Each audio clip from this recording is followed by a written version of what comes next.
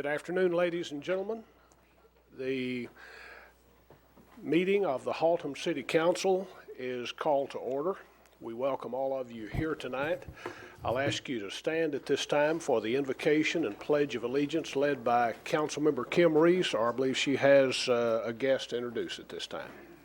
I have asked my neighbor Keith Lambeth to come up, and just to give you a little bit of background, guys, in the last year that I've known him, he has helped carry me and my family through a lot of tragedy, and it's a great honor that he has come up here to do this for me because he's been my strength when I've needed someone other than family. So it's Keith Lambeth from Victory Baptist Church. I got to read it. Let us pray. Father God, we want to thank you for all your many blessings today. We want to thank you for our nation, our great state of Texas, and our wonderful community. As we begin this meeting, help us unite in thought, purpose, and ability to achieve our goals.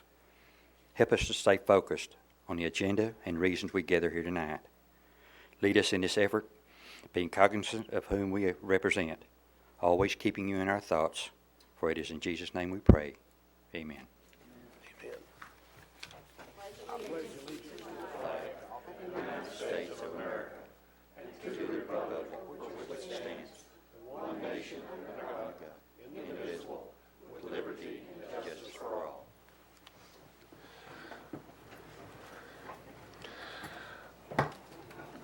Okay, ladies and gentlemen, we have a number of citizens here in the audience tonight, and we're always glad to have our citizens come down for our council meetings. We have a number of others who regularly watch our council meetings on HCTV, and we welcome those who are joining us through that means as well. When we begin our council meeting tonight, a little bit different than what we usually begin our council meetings, and that is by a joint public hearing between the Crime Control and Prevention Board and the Haltom City Council. So at this time, as the presiding official of the Haltom City Crime and Prevention Board, I convene the Crime Control and Prevention District in a joint public hearing with the Haltom City Council. Mr. Muir, you want to introduce this item for us, please? Sure. As Mr. Welsh is coming, I think I'd like to have Mr. Welsh brief the citizens and the council on the action that we're taking. Thank you, Mr. Muir. Basically, what we're doing tonight and what we're having to do tonight is at the last council meeting, the council denied the proposed budget that had been submitted to them for the Haltom City Crime Prevention District. And the law triggers at that point a joint meeting of the Crime District Board and the council to iron out, quote unquote, the differences in the budget and then to approve a budget. What we have supplied to you, and this was in the handout provided to you during the workshop session, an adjusted budget that does reflect additional funds that had been requested by the staff to be included into the budget for risk management expenses. This increased the budget that was originally proposed to the crime district by $79,000, $66,000 for premiums and $13,000 for co-payments. It brings the proposed budget to $1,191,653. And what the staff will be asking the council to do tonight, and asking the crime district board, actually asking the crime district board first, to examine this budget, ask any questions you have, and then conduct a public hearing, which I believe is what's scheduled for tonight as well, taking any input on this budget, and then asking the crime district to approve or not approve the changes. Then the council subsequently will be asking them to examine the changes and approve or deny them. Did you have something? Yeah, let me add something for any citizen that may be tuning in for the first time. when the CCPD budget was approved by the CCPD board in July sometime. It was in July. Since that time, the staff had had a change in the way that we account for our risk management costs and the relation that it has with the general fund and the CCPD, and it increased the chargeback to the CCPD budget. And when this was presented to the council does not have the ability to change a CCPD budget, even though the council is a CCPD board. The council does not have that ability. They can either approve or deny. And so that's what took place back on August 8th, is that they denied it. And then when they denied it, it triggered the law that says that the two bodies have a joint meeting, and that's why we're here tonight.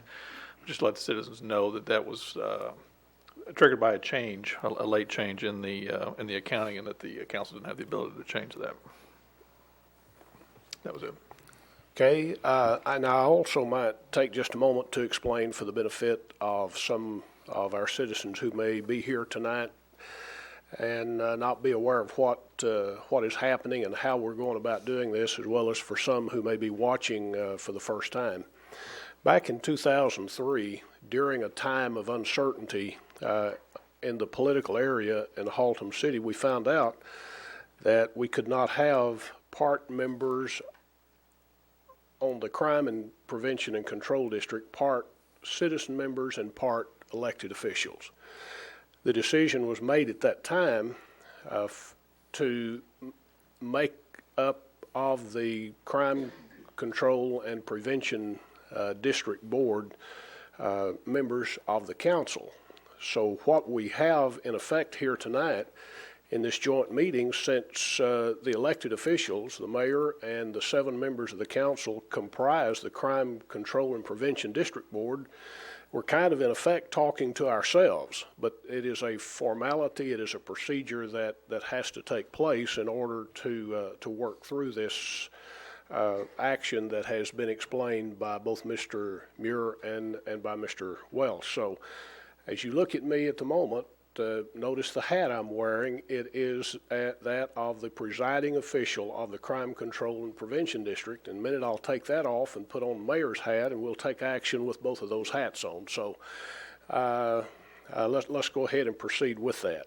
This is a public hearing, and I will open the public hearing at this time and receive any input from any of the citizens regarding the changes made in the Crime Control and Prevention District budget as outlined by Mr. Welch.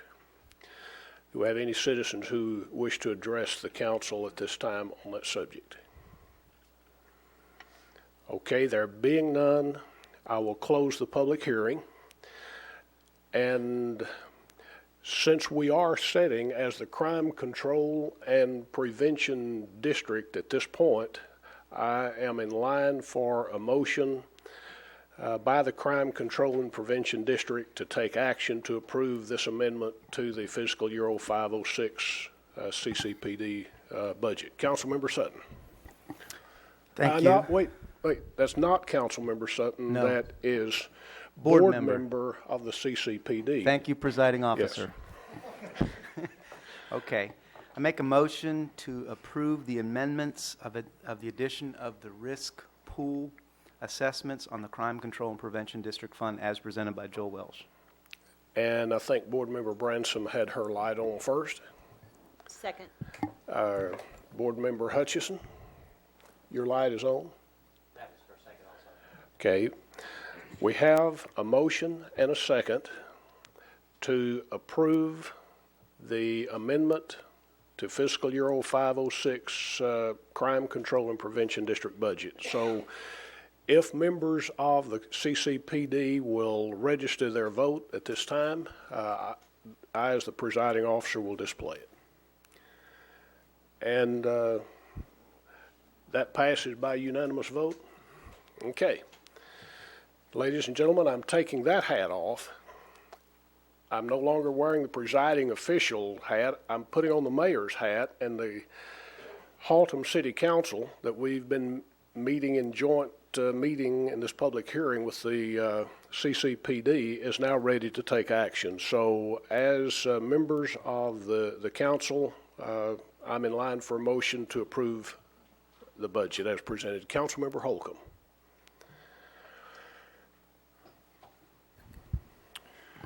Yes, I move that we accept the amendments as proposed by Mr. Welsh.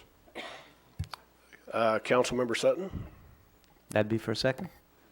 Okay, we have a motion and a second by the council to approve the budget, the amended budget as recommended by the Crime Control and Prevention District. Do we have a discussion on the motion? Okay, if you will, register your vote. And that passes by unanimous vote of the council. Now, I know this, ladies and gentlemen, moving around from one hat to the other is maybe a little confusing. I think the council is prepared here in a couple of months to take a look at the composition of the CCPD and to perhaps at that time bring it back under composition made up entirely by citizens. And when we get to this point next year, if that should be the will of the council, we may not be switching the hats back and forth like we have tonight. Okay, both the CCPD and the council have taken action to amend this budget. The CCPD, as the presiding officer of the CCPD, I adjourn the CCPD from this joint meeting, and what you see before you, ladies and gentlemen, is the Haltom City Council setting before you ready to take action on events that appear on the agenda. Is everybody, are we all on the same page? Okay. Wayne, everything's cool? Everything's great. Okay. Just wanted to be sure before we proceed. Okay, having done that, we come now to presentations. Mr. Muir, you or a member of your staff has a presentation to make regarding mosquito spraying. Mr. Fain, David Fain, the Director of our Public Works Department, is going to be doing a presentation on mosquito spraying, reflecting the city's practices and our policies regarding mosquito spraying and the preventions for West Nile virus. Thank you, Mr. Muir, Mayor, and the members of the council. Let's see if I can get this right here. Yes. Just want to, thank you, make a brief presentation about our mosquito control program. Talk about that little animal right there and what we try to do to, obviously can't eliminate, but to maybe keep mosquito problems at a very minimum. Let's talk about the life cycle very quickly. Hopefully you can read that. It's difficult for me, but mosquitoes, it's the female. The female is what gives us the difficulty. They're the ones that bite us. Why do they bite us? Well, they bite because they must have the protein from the blood to lay their eggs. That's what it says up there. Female can produce as many as 250 eggs from one blood meal. After the eggs are laid, they may hatch in a couple of days, or it may take several months to hatch those eggs. The larva emerges from the egg and grows from 1/16 to 1/4 inch in 4 to 10 days, depending on the temperature of the water they grow in and the availability of food. Now, the temperature obviously is warm. That's why we have mosquitoes in the warm part of the year, which in Texas, that's 11, 12 months out of the year. The next stage is the pupa. This stage lasts about 2 days during the time the mosquito transforms from the aquatic larva into the flying adult. Okay. With that, what is the problem? West Nile actually came onto the scene in the late 90s, and West Nile, brought to the attention of municipalities of what do we do with the mosquito. Historically, in the past, municipalities would just spray. But as you will see throughout the presentation, we've tried to have a more well-rounded program, if you will, to attack the mosquito problem. Of course, the mosquito-borne diseases, and it does, alter your outdoor activities, especially in the early mornings and in the late evenings. Okay. So what is the West Nile? West Nile is a virus.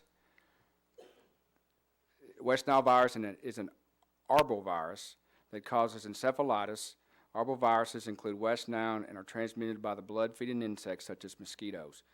The West Nile was actually first isolated in 1937 in the West Nile province of Uganda, Africa. And the first documented case of West Nile was in the summer of 1999 in New York City, and it is now found in almost every state. And that will just show you the next slide where West Nile has been found. Now, obviously, those numbers may be hard to read, but just want to implant a few of these numbers in your head, and we'll look at the next slide. These are known cases that have been documented by the Center of Disease Control. That's where we got this information from. And Texas, and this is a 2003 map, Texas had 717 cases. Now, you think that's pretty tough, but look at, I believe Colorado has almost 3,000 cases in 2003. You get up there, South Dakota is well over 1,000. So it is obviously a concern, and these are documented cases. And here again, it wasn't, it wasn't making news before 1999 when the West Nile came to the U.S. Now, this is a slide in 2005, and obviously we're not through with the fiscal or the calendar year. And the cases are quite different. In Texas, you will see just 3. In Colorado, you will just see 10. South Dakota, you see 15. There's the examples I brought to your attention on the last slide. So what does that tell you? Well, it's better, or maybe some of the cases that were in 2003 weren't actual cases, because it's new also for our folks in the medical field to properly identify West Nile. So those may have not actually been cases, or maybe with the different types of programs that we offer, maybe it's helped. Obviously, we can't pinpoint that, or do we know that? This is a map of Tarrant County, and it shows positive and negative pools throughout the county. Basically, most every city in the county participates in a county-wide program, obviously sponsored by the county, where each city collects mosquitoes, and on a weekly basis they are tested. It's obviously difficult to see this map, but the yellow dots are negative and the red dots are positive. And if you know where Haltom City is on that map, it's basically middle top, a light blue color. Obviously our city's more rectangular, runs north and south more than east and west. There's quite a few positives in the southern sector of our community, but it looks like northeast Tarrant County's been hit pretty hard with the positives. Of course, this also can be skewed because some cities may not have an active program like we in Haltom City do, as well as our neighboring northeast Tarrant County cities. So that can be skewed somewhat, but bottom line is there's a concern in Haltom City of the positive along with our neighboring cities in northeast Tarrant County. Very quickly, we talk about the symptoms. Most people really don't show any symptoms. Myself may have it right now. Maybe some of you council persons or someone watching on TV actually have West Nile, but no symptoms really show. Mild symptoms in some people, up to 20% of the people who become infected will display mild symptoms, including fever, headache, and body aches. Well, I have that quite often myself, those signs. Nausea, vomiting, and sometimes swollen lymph glands or a skin rash on the chest, stomach, and back. Symptoms typically last a few days. Now, on the serious side of this is the symptoms in just a few people. About 1 in 150 people infected with the West Nile will develop severe illness. The severe symptoms can include high fever, headache, neck, stiffness, stupor, disorientation, coma, tremors, convulsions. Very serious disease, as you can see there. So what should we do? If you develop the symptoms of severe West Nile, obviously you need to seek medical attention immediately. And if they diagnose you with a severe case, obviously they will put you in the hospital. So what can we do to avoid getting West Nile? Of course, obviously, number one is not get into their environment. Their environment is dawn and dusk. And I know most of you probably experienced that. I know I have several times. Just on a personal note, it seems to me this time of year, August, September, it seems to be they're a little more hardy, if you will, because It's going to cool off just a little bit, hopefully, and hopefully it will rain a little bit. So August and September are actually, because it's still warm enough and there's still going to be water out there, so they will become very active in the next couple of months. So obviously stay out from dawn till dusk, The appropriate dress, but that would be a long sleeve shirt, long sleeve pants, hat, or what have you. And I'm sure everybody's heard of the product DEET. You apply this on your skin pretty heavily, if you will, before you get out in the evening. And take note about children. When you purchase the repellent, there should be a 30% product of DEET in that in your spray, and just 10% for children, 10% or less. And then drain. They love water. They breed in the water. They hatch their eggs in water. So on a personal note, if you will check your property and keep your lawns mowed and eliminate any standing water, that would really help. The solution. Now the solution is what the city does, and obviously we're not eradicating the mosquito, but we feel like we have a fairly aggressive program. We survey and map. We identify breeding sites. We know where our problems are. We through our drainage system, so we obviously document that. We also document folks that call us in and say they know where some standing water is. We either try to eliminate it. If not, we'll at least larvicide that. Surveillance and monitoring. We determine the mosquito population levels, identify species, and identify areas with the West Nile. There obviously is a mosquito that is more aggressive and that carries the West Nile, and that is called the Culex. There's some ankle biters that are not really Culex, but the Culex are the ones that get around your upper body and try to attack you in the upper body. So we try to identify that population. Larvicide. Larvicide is actually just a product, looks like a little bar of soap, and we can actually put those in some of the drainage areas, and that works very, very well. We also try to control the adult population. We do that by periodically spraying throughout the city. And then we do some public education. We have some information on our website, and if you have not already, you would receive a flyer in your water bill that just kind of describes, it shows a house, a typical house with some things that are out in your yard, like a tire or a little kid's swimming pool, and we identify those items on this particular sheet that you receive in your bill, and we ask that you eliminate those water concerns. So public education is number 5.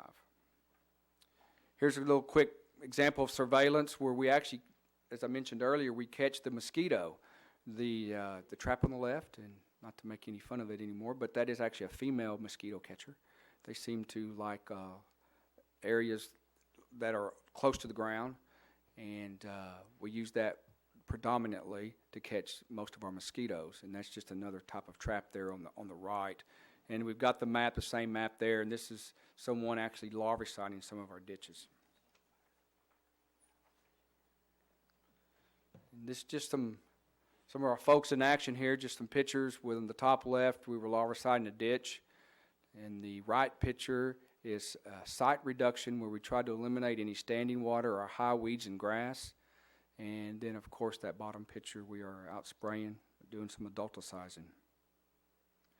This is just another picture as the mayor and the council know, and our citizens at home. We've started our stormwater maintenance program in January, and this is a picture of a before and after product of some of the work that our stormwater crews have performed. Mosquito fish. This is a new twist, if you will, to help eliminate some of the mosquitoes in some of the breeding areas.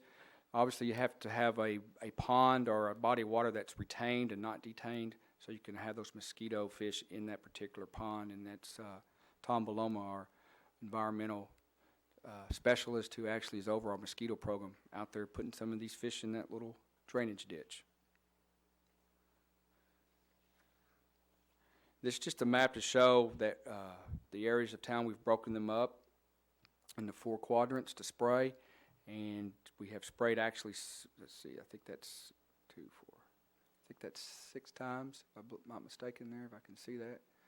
And it's not an aggressive program, but we try to spray, especially in the southern sector where we receive we've received several positive mosquito.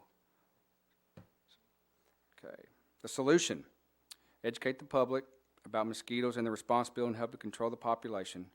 Obviously, we can't do it alone, so we want to provide you as much information as we can, and feel free to call at any time if you have any comments or questions about mosquito control. And we ask that the property owners identify and remove potential breeding sites, those ones I mentioned earlier. And this is also what you should have received or will receive very quickly in your water bill, this type of picture right here that identifies some of the potential hazards of mosquitoes and breeding of mosquitoes on your property, and talks about how to eliminate mosquitoes. And with the last slide, just a couple of phone numbers there. Of course, you can call Haltom City Public Works at 834-9036 and discuss your mosquito concerns with us. We also list here on the slide a phone number for Tarrant County Public Health, the State Health Department, and the Center for Disease Control. With that, that is my presentation. Mr. Fain, thank you very much for bringing this report on mosquito spraying. I know with the concern citizens have about West Nile virus, your presentation is very timely. And I know our citizens are now better informed about what the city is doing to address that subject. If you will remain, we may have questions or comments from the council. Councilmember Lanford. Thank you, Mayor. And thank you, David, for that excellent presentation. I wondered if you could back up to that slide that showed the spraying that was taking place, the adulticide, I believe you called it, was the one that had...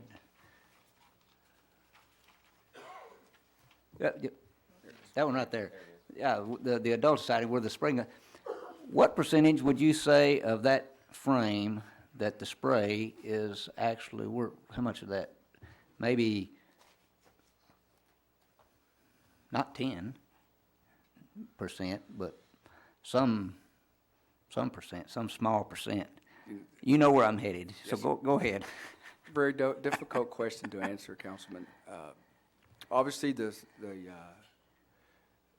doesn't do any good unless the mosquito hits that fog, or the fog hits the mosquito.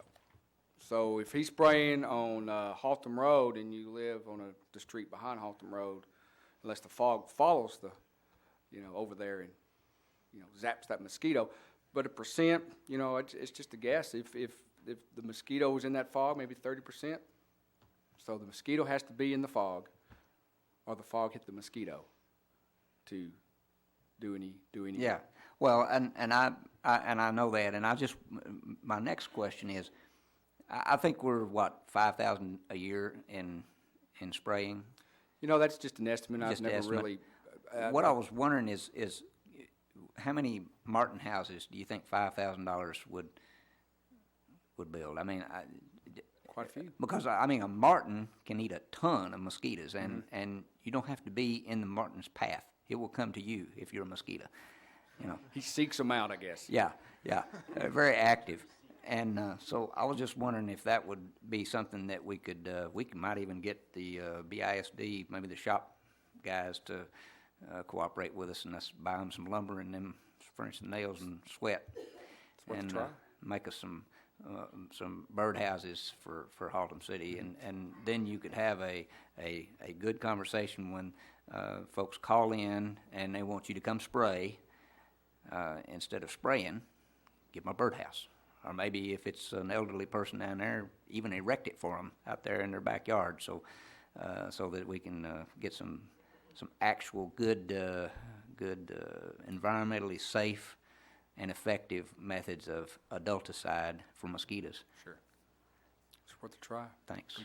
I think it's important that the idea of the martin is a great idea. I do know I had martin houses for a while. I don't at the moment. They send the scouts out in February. They build their nests in March, and then they're not building any more nests after that. So whatever time we give somebody a bird house needs to take into consideration the habit of the martin. You put one up in June or July or August, you're not going to get any martins till the next year, maybe. Yeah. Councilmember Clark, and then Tom, do you have anything you want? Okay. Councilmember Clark. Thank you, Mr. Mayor. David, when I water my yard, I usually water it in the evening, and then if your truck goes down my street and it sprays, do I get any residual on that moist grass that the mosquitoes would move in and then around, and then the sun comes up, they get down and in the grass? Well, Is that actually, effective at Councilman, all? the water doesn't work well with the spray. In fact, if there's any chance of rain or it's just recently rained, we will not spray. So water and the adulticide, the spray. So I'm doesn't not getting any work. residual on my grass No. when the cloud's on the ground, it's over. Yes, sir. Thank you, sir. Okay, anything further from the council regarding this presentation on mosquito spraying? Thank you, Mr. Fain. Thank you. And if we could, let's bring the lights back up and we'll proceed then with the next item on the agenda, item number 2, the monthly financial report.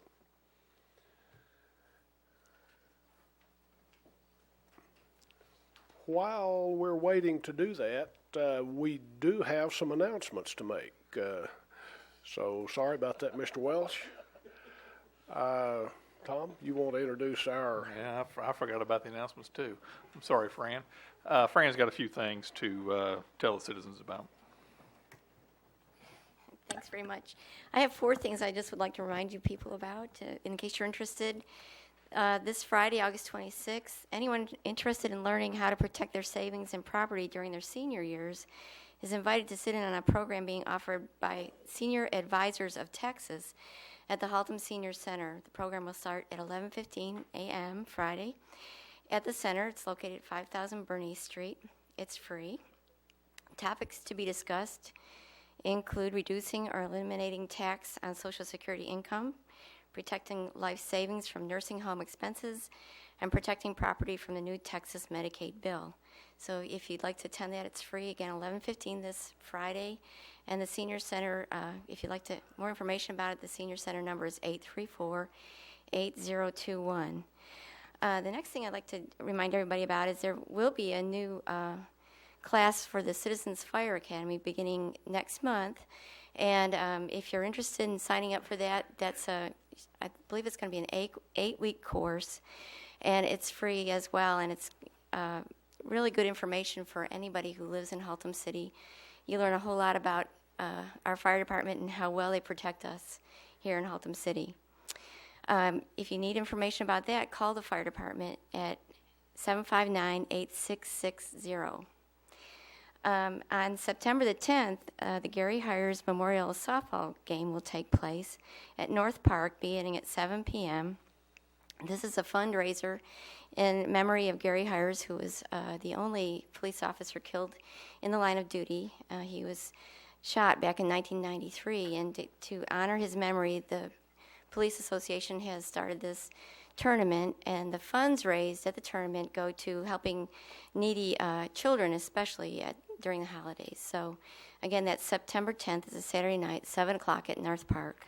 It's not really a tournament. It's just I'm sorry, a it's just a one-game one tournament. game. Right, Yeah, okay. sorry. It's between the police department and the fire department. Trash Bash will take place on September the 17th. That's our annual cleanup of the Trinity River tributaries. And it begins at 9 o'clock. We'll be gathering across the street from Haltom High School at the Birdville Environmental Study Center to pick up trash. And then 11 o'clock, we'll be having our annual Water Fest, which is an educational opportunity for anybody, people of all ages, to learn the importance of keeping the Trinity River clean. So I appreciate your attention. Thank you. Thank you, Ms. Burns. And now we're ready for the monthly financial report for July 2005.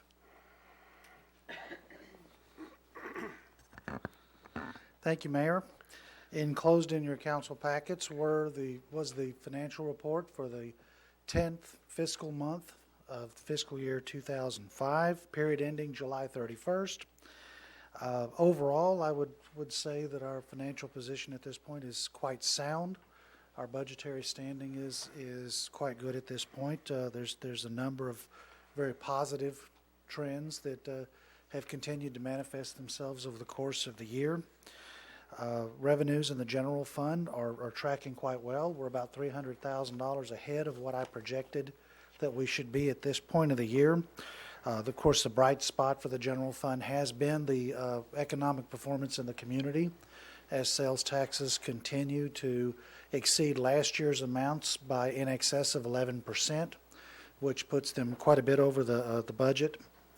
And so we're looking at a situation where I would think that it's quite possible that we could wind up with about $500,000 more in collections, sales tax collections during fiscal year '05 than we originally budgeted. That is quite a positive.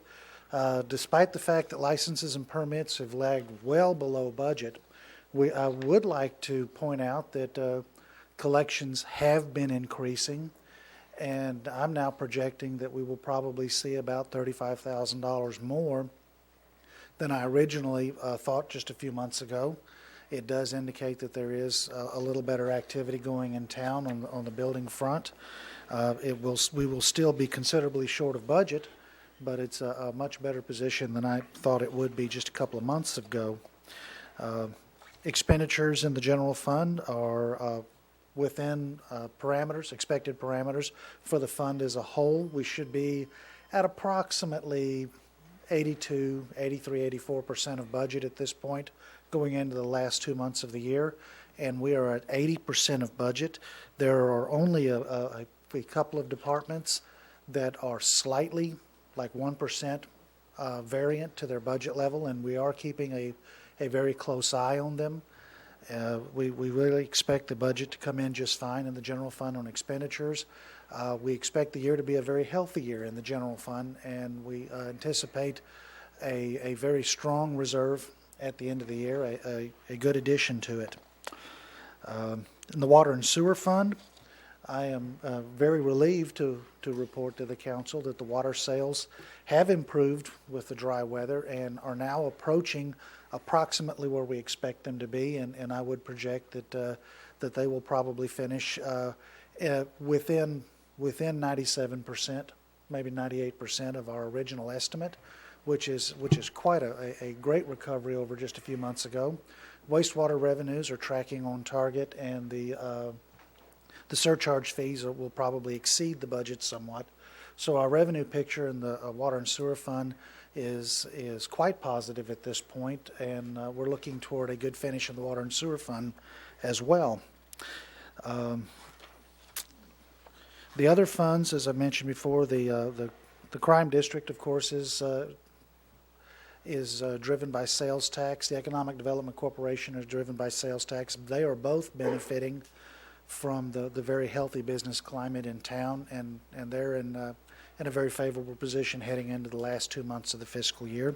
The drainage utility has been performing quite well. The collections have been a little higher than the studies indicated, and this trend has continued virtually since the beginning. Our monthly billings are a little bit higher than the engineer's estimates, and so the position of the fund at the end of the year is going to be better than our initial estimates when we brought you the amendment back early in the year.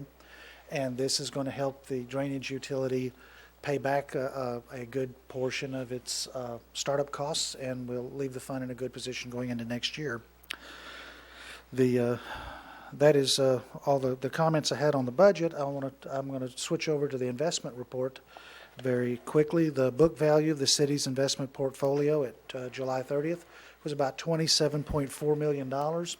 As I mentioned, about this time of year, we begin to pull down on our balances because we've collected virtually all of the property taxes, and of course we're still in full operations mode for the rest of the year. So the cash that we took in early in the year is going to be drawn now over the course of the rest of the year. About 44% of the city's investment portfolio is invested in government securities and in certificates of deposit. The balance is invested in overnight cash investment pools and in the depository bank. Our weighted average yield of the portfolio is now at about 3.21%, which is not very much changed from the June level, but considerably better than what it was a year ago. I will mention that on the report, on the front page of the investment report, we have begun to include our benchmark information, because I can give you this information about performance, but if you don't know what goals and good look like, the information doesn't really mean as much to you as it would if you knew what we were comparing to. And so we're now disclosing what our benchmark, i.e. our target is for the investment portfolio.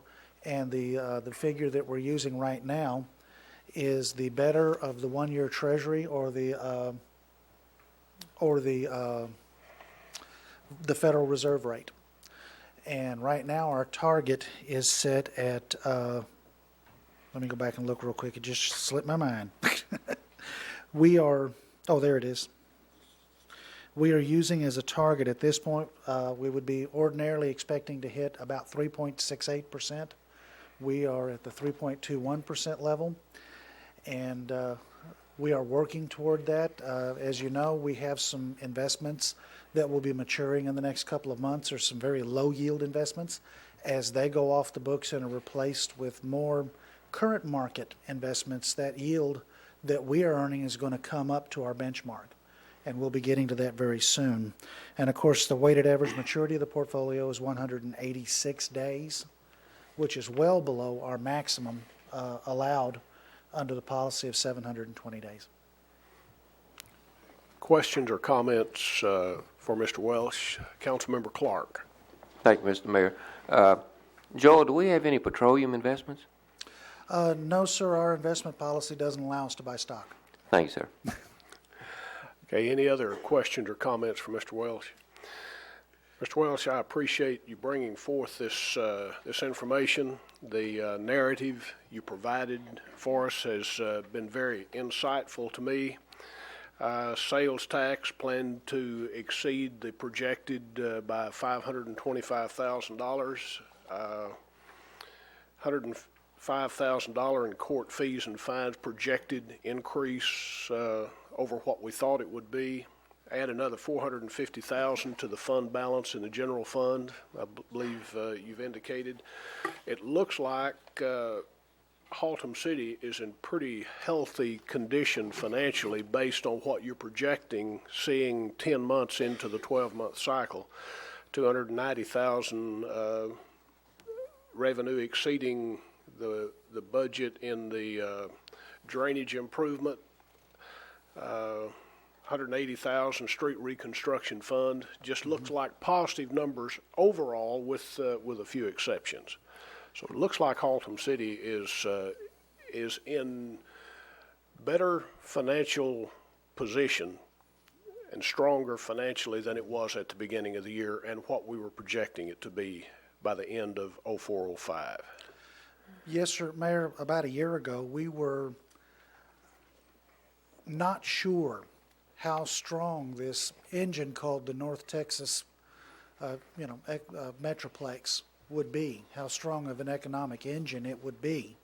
We know it has the capability of being very strong, and but at this point we didn't really have a good feel for it yet. And over the course of this past year, we've been able to see that the North Texas economy in general is in pretty good shape. It's pretty strong right now. And Haltom City really has a very fortunate position in being able to be in a good strategic location in it and being able to grow with it. It looked like our sales tax particularly has exceeded our projections at the beginning of the year, and that's a very healthy sign as far as retail, what's happening in our community. Yes, sir, it is. I know that our economic development consultant could speak at much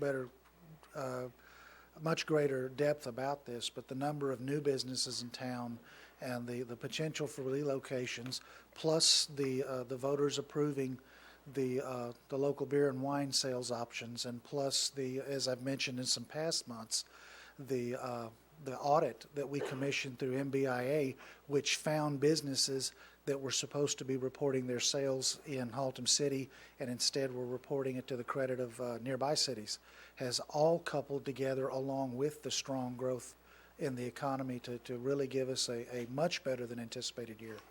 All of the funds that receive sales tax, the CCPD, Economic Development Corporation, et cetera, looks like came in much stronger than was anticipated by $1 million somewhere. It's a significant amount of money when you add all of the sales tax revenue increase above what we thought it might be when we were presenting this budget a year ago. So I'm very pleased to see good positive signs financially in Haltom City. Anything else from the council? Okay, there being none, we need to take action regarding the monthly financial report for July 2005. Councilmember Sutton.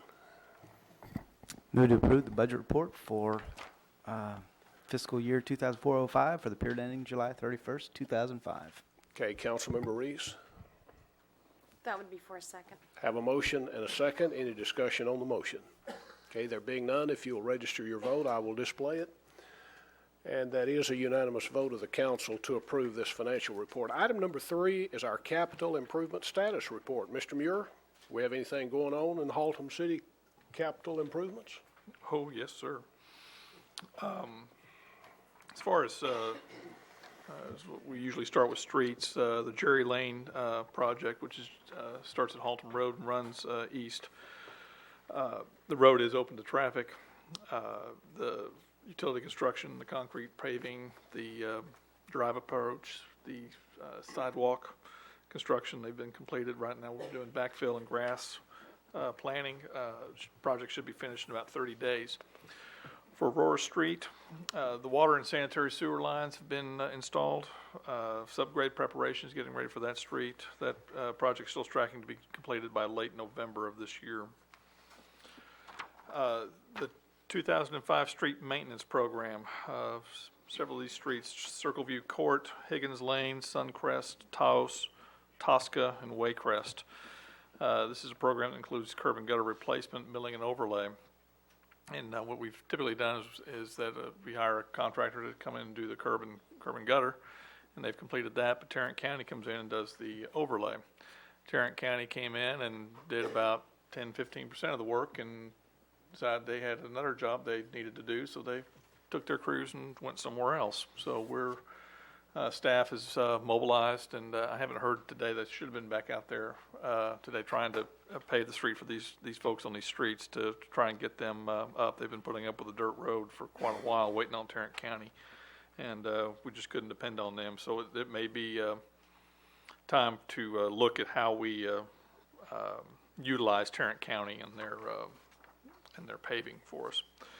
As in the area of drainage, the Big Fossil Creek Consortium study, there hadn't been a whole lot of activity on that, but just to update the council that the study continues. The Corps of Engineers is still continuing that study.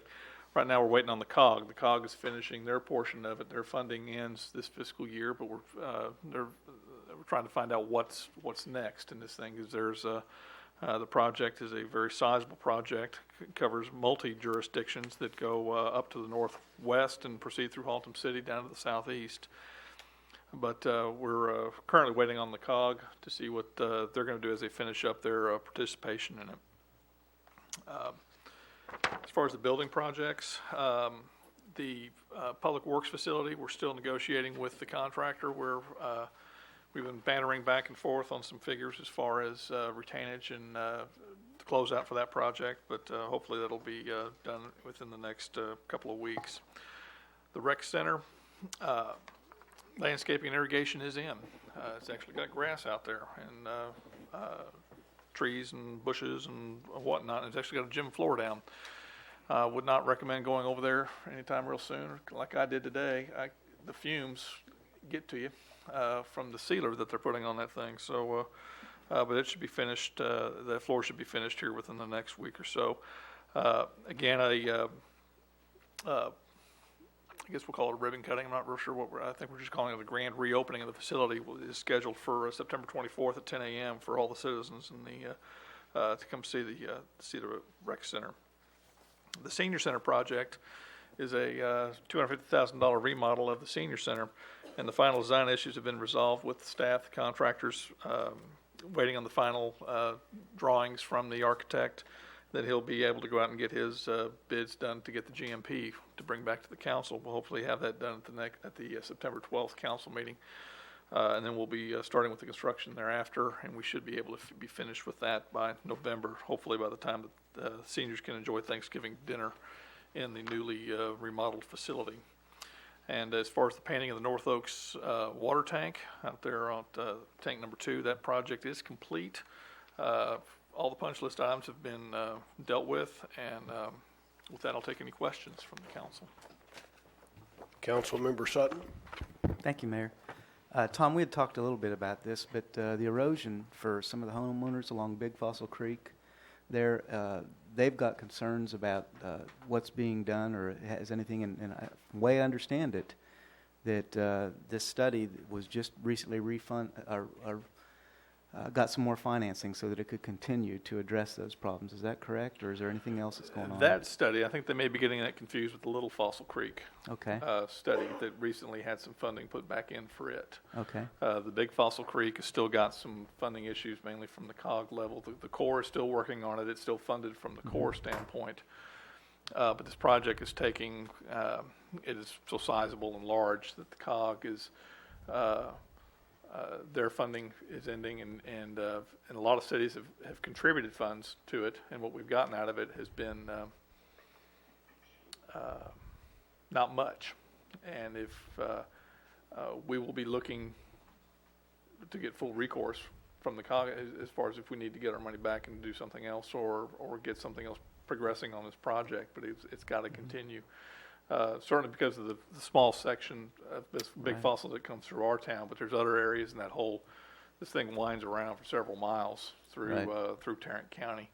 And, the Corps is working on a solution, but the Corps works at their own pace. When was the last time that you heard any status from the Corps of Engineers, Tom? Personally, it's been a while. Our staff, the engineering department's been working closely with the Corps, and I got an update on that this afternoon, and that's what I've just now reported on. We probably get quarterly updates from the Corps, but this is one of the slower moving projects from our standpoint. From the Corps standpoint, it's probably going at the appropriate pace. But this has been going on for several years. I'm not sure what the solution is to doing this. I mean, we are not the only city that's made our concerns known to the Corps. It's a concern to Fort Worth. It's a concern certainly to North Richland Hills, to everybody along the way, as far as what the issues are there. But it would be good if we could get at least some kind of status, or maybe give a call to the Corps. Sure. And find out that tell them that there's interest. Homeowners that are losing land, erosion, as all this is going on, that really need desperately to know what's going to happen there. Okay. Okay, anything else from the council regarding the capital improvement status report? Tom, before we go on to the next item, I do have a question about the status on the library. You want to make comment regarding where we are with the building of the new library? Sure. We are still in a land acquisition mode. We've had several meetings regarding the price that's being asked for. We're getting all our information together, trying to take a different position with some things, and we'll be coming back in the coming weeks, hopefully, with some good news regarding that. Okay, and when you make this report at the end of next month, the capital improvement status, could you include that in there? Sure. I'd like for that to be there on an ongoing basis, Sure. where comments are made, just to keep the citizens apprised. I know in 2001, the bond election took place, and it was approved, and we told the citizens we'd do that in 2004. We're 2/3 of the way through 2005, and we still haven't done anything. And so I think our citizens would appreciate a constant update on where we are on that. And it has been in the report. It is in the report. I just didn't make mention of it because there hasn't been much progress with it, but it is in the report. Well, I'm aware it's in Okay. the report you give us, Right. but it's not in anything that's conveyed to the citizens. In my verbal narrative, Right. no, it's not. Okay. All right. Anything else regarding the capital improvement status? Okay, there being none, we'll move to the consent agenda. That consists of items 4, 5, and 6. This is considered to be self-explanatory and will be enacted by the council with one motion. So, ladies and gentlemen of the council, what is your pleasure regarding the consent agenda? Councilmember Clark? Thank you, Mr. Mayor. I move we approve the consent agenda as written, items 4, 5, and 6. Councilmember Lanford? A second. Have a motion and a second to approve consent. Any discussion on the motion? Okay, there being none, register your vote, please.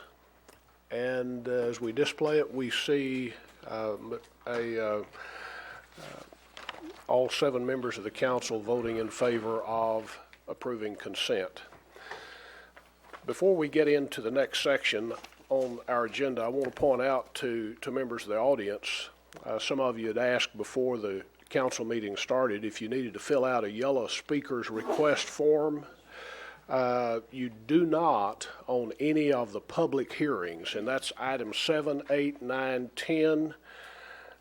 But if you wish to address the council on item number 11 or 12 or wish to speak during the Visitor Citizens Forum, you do need to fill out a yellow speaker's request form, and if you have one to fill out, if you will pass that either to Councilmember Sutton on one end or Councilmember Bransom on the other. Okay, having stated that, we will now address item number 7, a public hearing regarding fiscal year 05-06 proposed tax rate. I might say, while our finance director, Joel Welch, is coming up, that tonight is the first of 2 public hearings. The next public hearing will occur a week from tonight on the 29th, and at that time, the council will not only conduct the second of the public hearings, but also take the first vote on an ordinance to set the tax rate. The second vote to set the tax rate will occur on September the 12th.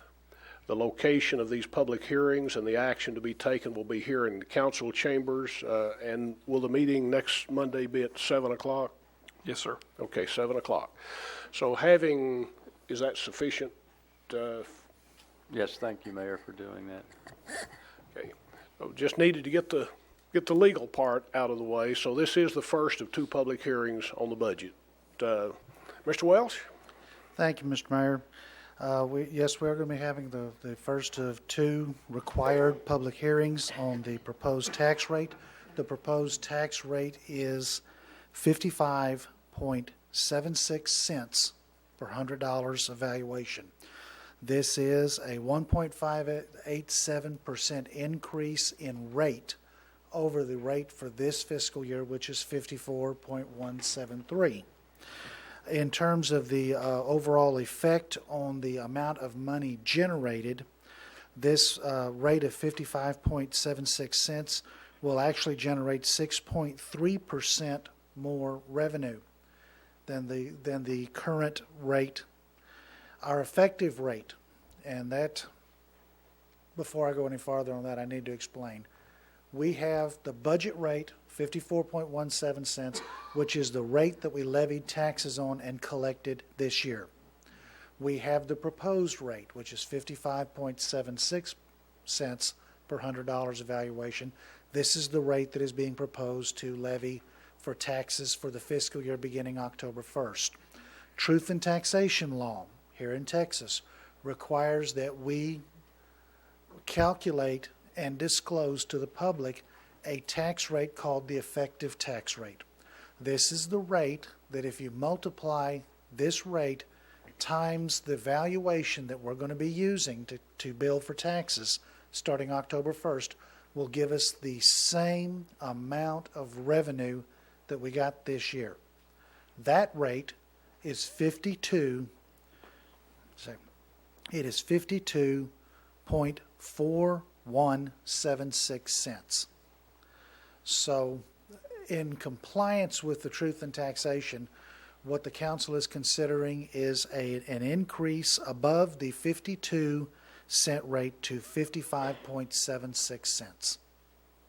This levy, or this rate, will generate a levy of about $7.9 million. Of this levy, about $5.25 million will go to the general fund, and the remainder will go to the debt service fund for paying outstanding general obligations of the city. Okay, Mr. Welch has summarized what we have worked on during the month of July and part of August in our budget retreats and budget workshops and that type of thing. But members of the council, any of you have a question or a comment for Mr. Muir before I open the public hearing? Okay, I believe there are not any questions from the council. Mr. Muir, any question, not a question, hopefully you've asked all your questions. Any comments or anything? Okay. I will open the public hearing at this time. This will afford anyone who is in the audience an opportunity to address the council regarding the proposed tax rate as set forth by Mr. Welch a moment ago. Do we have anyone in the audience who wishes to address the council regarding the proposed tax rate? Mr. Francis, if you will, come to the speaker stand and give us your name and address for the record, please, and you have 6 minutes. Larry Francis, 3509 Swan. Ladies and gentlemen, I've got a lot of senior citizens I work with. We've got a place called Needs, and we've got a lot of people hurting right now. And a lot of people can't afford what y'all trying to do. We had a tax rate last year, and now y'all trying to do the same thing, the tax rate, water, sewer.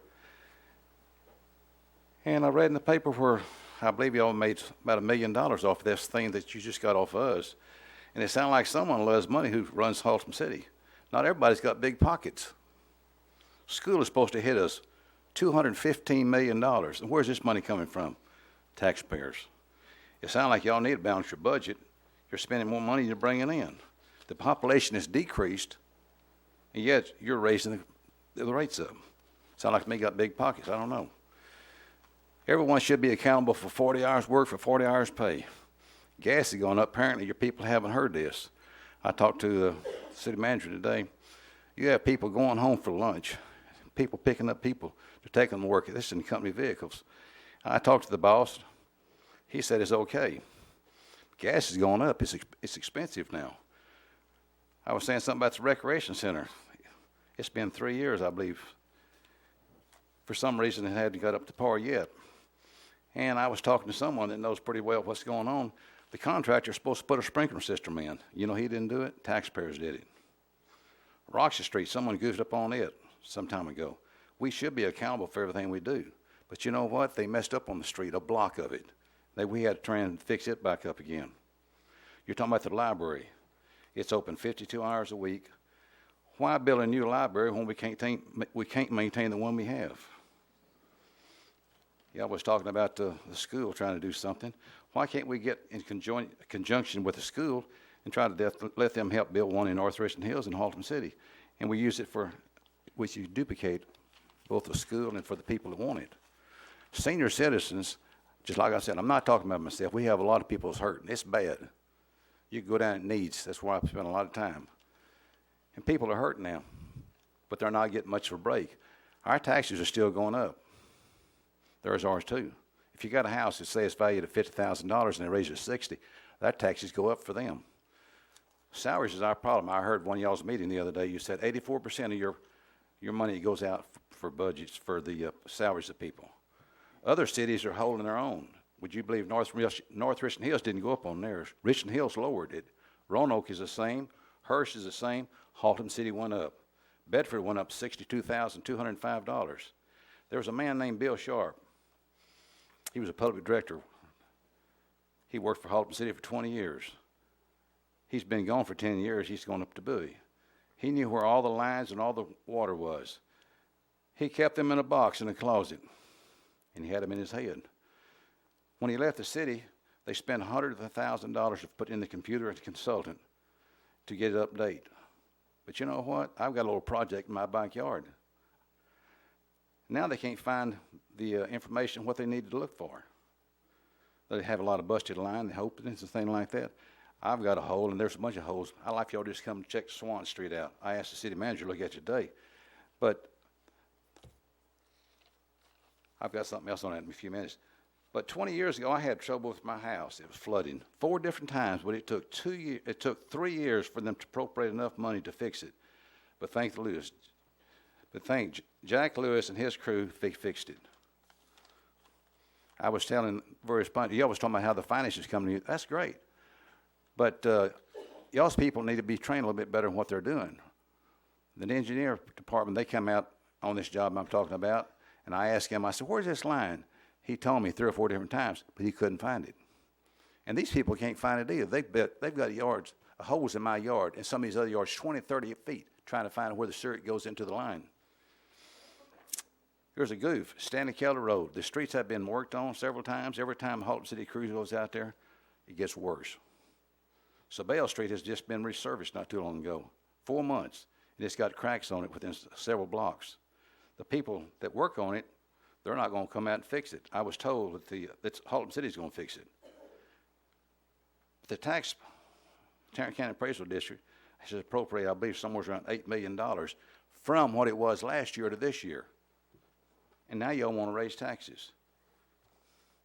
Fuel's going up, taxes going up, employees need to be trained. And why can't we have moral issues and conscience? We should live by how we should live in respect of what we're doing. That's my doing. Thank you, Mr. Francis. Do we have anyone else in the audience wishing to address the council at this time regarding the proposed tax rate? Mr. Eklund.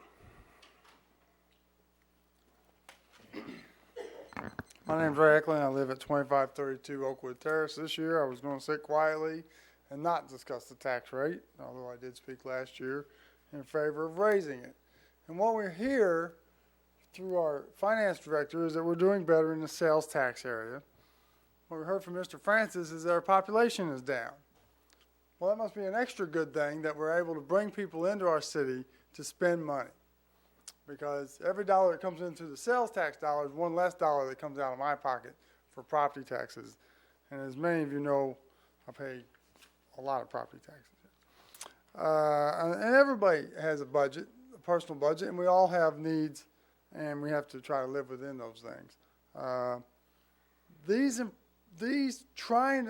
believe that our city, in the last couple, 3 or 4 or 5 years, is really making an effort to move us progressively forward, which was neglected for many, many years in this town. Okay, we had streets. I came down here and gave a slideshow on that wall many, many years ago with potholes and sewer problems and all these things in our streets, right, that led to the worst first street plan that the engineer came up with.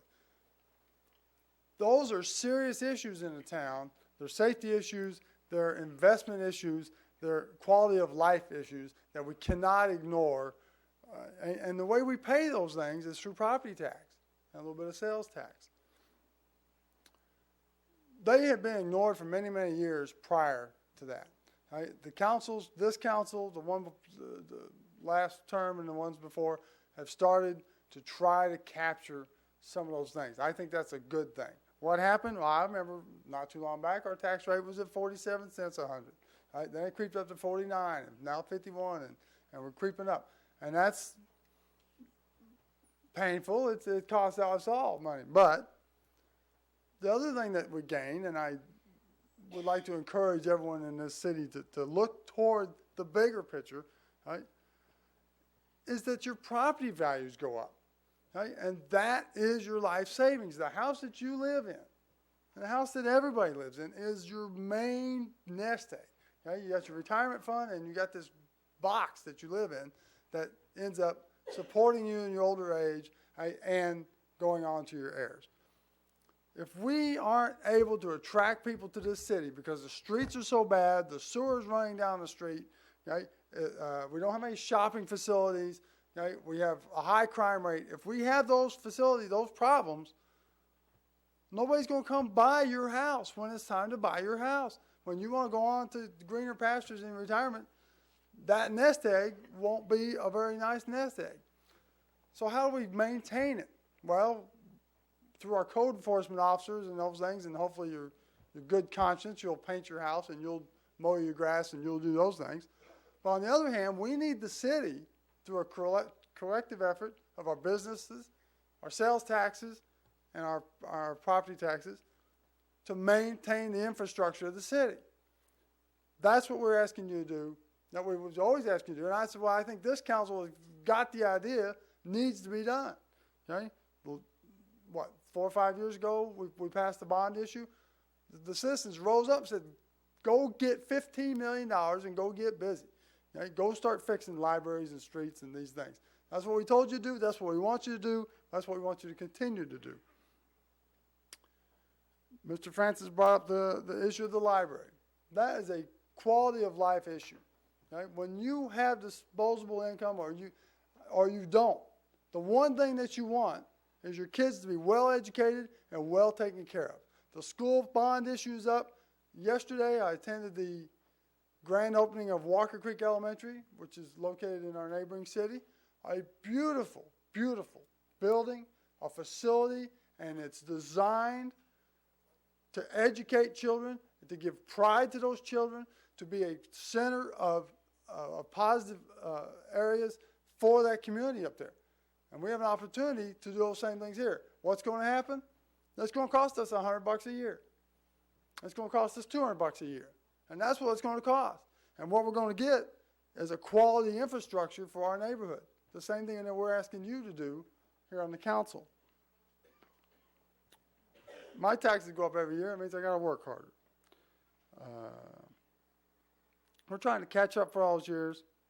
We're staying on top of the idea of staying on top of the workers and the gas and that. I see the same thing Mr. Francis sees. I'll tell you, Mr. Manager, I don't agree with having 4 different kinds or 5 different kinds of city cars going to the Postal Service every single day. Okay? I don't agree with that. Right? If it was my business, that wouldn't happen. Okay? I expect you and your superintendents and your people to watch for those kinds of things, the same as Mr. Francis does. We don't, nobody paying taxes in this town, businessman or otherwise, wants to see guys leaning on a shovel. Okay? We want to see dirt flying. That's good management. I think y'all will tend to that. If you have to raise the tax rate to get us out of this hole and keep us out of the hole, right, that's what you have to do. Right? I'm going to say happy to pay more taxes, but I am happy when my appraisal comes in higher every year because I know whose nest egg that is. That's my nest egg. So when my evaluation goes up, that means that the city's doing good, right? And that benefits everybody in this town, whether they have investment property or whether they're just trying to get by and retire. Thank you very much. Thank you, Mr. Eklund. Anyone else in the audience wish to address the council regarding the tax rate? Yes, sir.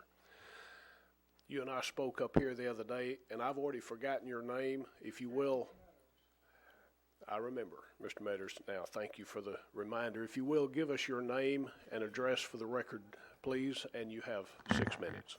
Okay, my name's James Meadows, and I live at 3142 Ray Drive West, and I really didn't come up here to speak, but since this tax deal's come up and drainage and stuff like this, I have to, and also your engineers. There's about, I think 15 years ago, there was a garbage man fell and on some curbs that was this high, a foot, nearly 6 inches up off the pavement, and hurt his back. And at that time, they said they was going to fix it. It has never been touched. Another thing, there's a drainage that comes out of that hill. They said they was going to fix this, and it's never been touched. And there's recently been things happen that was actually taking somebody else's property, but this is another story. I've already brung that to you. And it's been nothing done about it, but the engineers at this time was going to move a drainage ditch. Said it had been paid for by the property owner. I said, you can't. He said, oh yeah, we can. He said, we own this easement through here. I said, you sure do? as you got also a sewer line going through there. He didn't even know that there was a sewer line going through there. What kind of an engineer do you have? What kind of employments do you have? Running this city, they take some people's property. What kind of a people are they that you can take 6 or 7 inches off of somebody's property or put a water meter on somebody else's property? What kind of engineer have you got? This city needs good people on this council. And we need a good people that believes in the Constitution of the United States. And I realize you've got a hard job, but you asked for it. And we did not ask for someone to go against the Constitution of the United States. And that's exactly what's happening. And there's no way you can get a policeman or a law officer to do anything about it. And one of the council here, I've showed him all this, and he's also said it's illegal, but there's nothing been done about it. The city said they would take it under consideration. They have never done it, as far as I know, and it's been 3 years that I've tried to get something done. And for some reason, they think that they're above the law and above the Constitution of the United States. And I'd like for something to be done about it. But I doubt it very seriously, unless there's someone here that believes in freedom and of the Constitution of the United States. So I'm going to leave it up to y'all to decide on whether you're going to do it or not. Thank you, Mr. Metters. I want to remind everyone this is a public hearing regarding the fiscal year 2005-2006 proposed tax rate, and we might want to keep our comments focused in that area specifically. Councilmember Lanford? Well, that was my question. I wasn't sure exactly. I don't know what you were talking about, Mr. Meadows, so I just wondered if anybody could enlighten me about constitutional issues and property takings and things of that nature. Is that, I mean, since it's been brought up under this agenda item, Mr. Counselor, what do we do with this?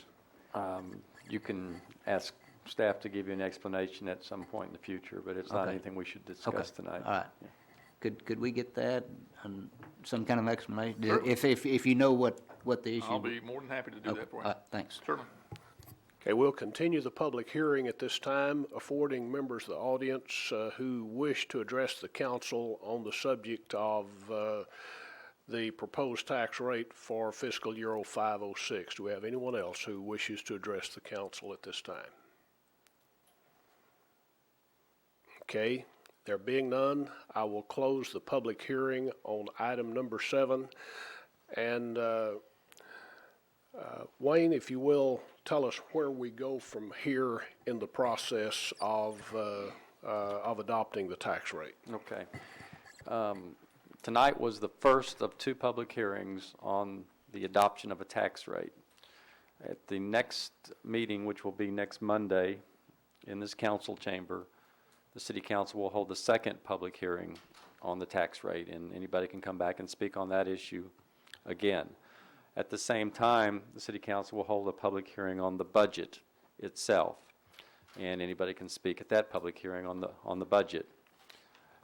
Because Haltom City requires 2 readings of every ordinance, the tax rate ordinance and the budget ordinance will be read on first reading at next Monday's meeting, and then final adoption of each of those ordinances will be on September 12th at 7 o'clock in these council chambers. And so therefore the tax rate, if adopted by this council, will go into effect on September 12th of this year. As far as action, or as far as item number 7 is concerned tonight, Mr. Olson, we do not need to take any action. We just conduct the public hearing only tonight. Is that That's correct. This is just a public hearing tonight. Okay. Councilmember Sutton? Yeah, just a point of information, Mayor. I feel like it's, and you have stated that it's appropriate at this point in time to hear from the citizens and to refrain from our comments on the council about the budget, to give the citizens every opportunity to address the council. when will it be a good time for the council to talk to the citizens about, to feedback with them about what our thinking of is on this tax rate? Wayne, that may be a question for you, please. The council has the opportunity to discuss the tax rate tonight or at the next public hearing. My comments tonight were about other matters that were brought to the attention of the council during this public hearing, but that don't relate directly to the tax rate. Okay, that's clarification. Does that answer your question? Yeah. Okay, anything else from the council on item number 7 then, since we're not required to take action? We'll move on to item number 8, and for the benefit of the audience, I think after we are completed with item number 8, we'll take a 10-minute break to just let us stretch a little bit, and then we'll come back, and after that recess, we'll take up item number 9. But for the moment, let's address item number 8. Mr. James Pliska, our planning director. Thank you, Mayor, members of the council, citizens of Haltom City. This is conditional use 00505. Ordinance 2005-02915. This is consideration and action on a public hearing for a conditional use permit with site plan approval for the application of Alan Griffin to allow for a light auto repair shop in the M1 Industrial Zoning District on Lot 5, Block 19, Parkdale Gardens Edition, located on the east side of Delonte, excuse me, containing approximately 0.3537 acres of land and locally known as 2112 Delonte. The site is currently zoned M1 and does not allow for a light auto repair without a conditional use permit with site plan approval. Therefore, the applicant is seeking conditional use permit with site plan approval to allow for this use on the site. As stated at the pre-meeting, this is an existing site. This was an inspector-initiated application, and the applicant was occupying the site without a conditional use permit and without a certificate of occupancy. Therefore, he contacted the planning department and submitted this site plan. At their meeting on August the 9th, the P&Z reviewed this site plan and voted unanimously to deny this conditional use permit with site plan approval for a light auto repair facility. Okay, this is a public hearing, but before I open the public hearing for comments from Mr. Griffin as well as anyone else in the audience, I want to ask members of the council, do you have any questions or comments for Mr. Pliska regarding the issues of this case before we proceed? Councilmember Hutchison. Yes, sir. Mr. Pliska, could you let me tell me for sure whether this site plan is the original site plan that this gentleman used to build the radiator shop? Yes, sir, it is. This is the exact site plan that was submitted in 2002 for the radiator shop. So he's not submitting anything new, this, even though he's asking for a conditional use permit for something else? That is correct. Thank you. The radiator shop lasted for about 6 to 9 months, and the facility closed, and it has been unoccupied for about 2 years. This was in 2002. Okay, anything further? Councilmember Hutchison. Anyone else on the council? Okay, I'll open the public hearing at this time to afford members of the audience the opportunity to express to the council their approval or disapproval of this request. We will give the applicant, Mr. Griffin, are you here tonight? Okay, I don't believe Mr. Griffin is here tonight. Do we have anyone in the audience who wishes to address the council with regard to this request by Mr. Griffin? Okay, no one has indicated they'd like to. I'll close the public hearing at this time, and we'll move forward then with a motion from the council or any questions or comments. Councilmember Lanford, you had your light on first, and then Councilmember Clark. Yeah, the question for Mr. Pliska.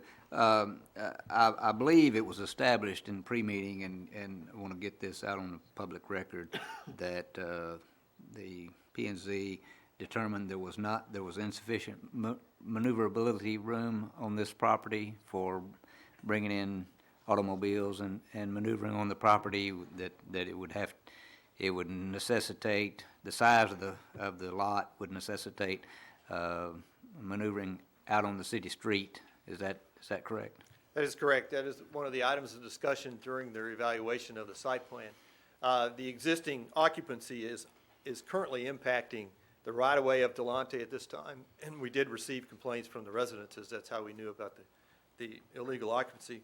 However, they did discuss the fact that as the site plan was presented and the fact that this would be an auto repair facility, there would be numerous tow trucks arriving and leaving the site, ingressing and egressing the site, basically.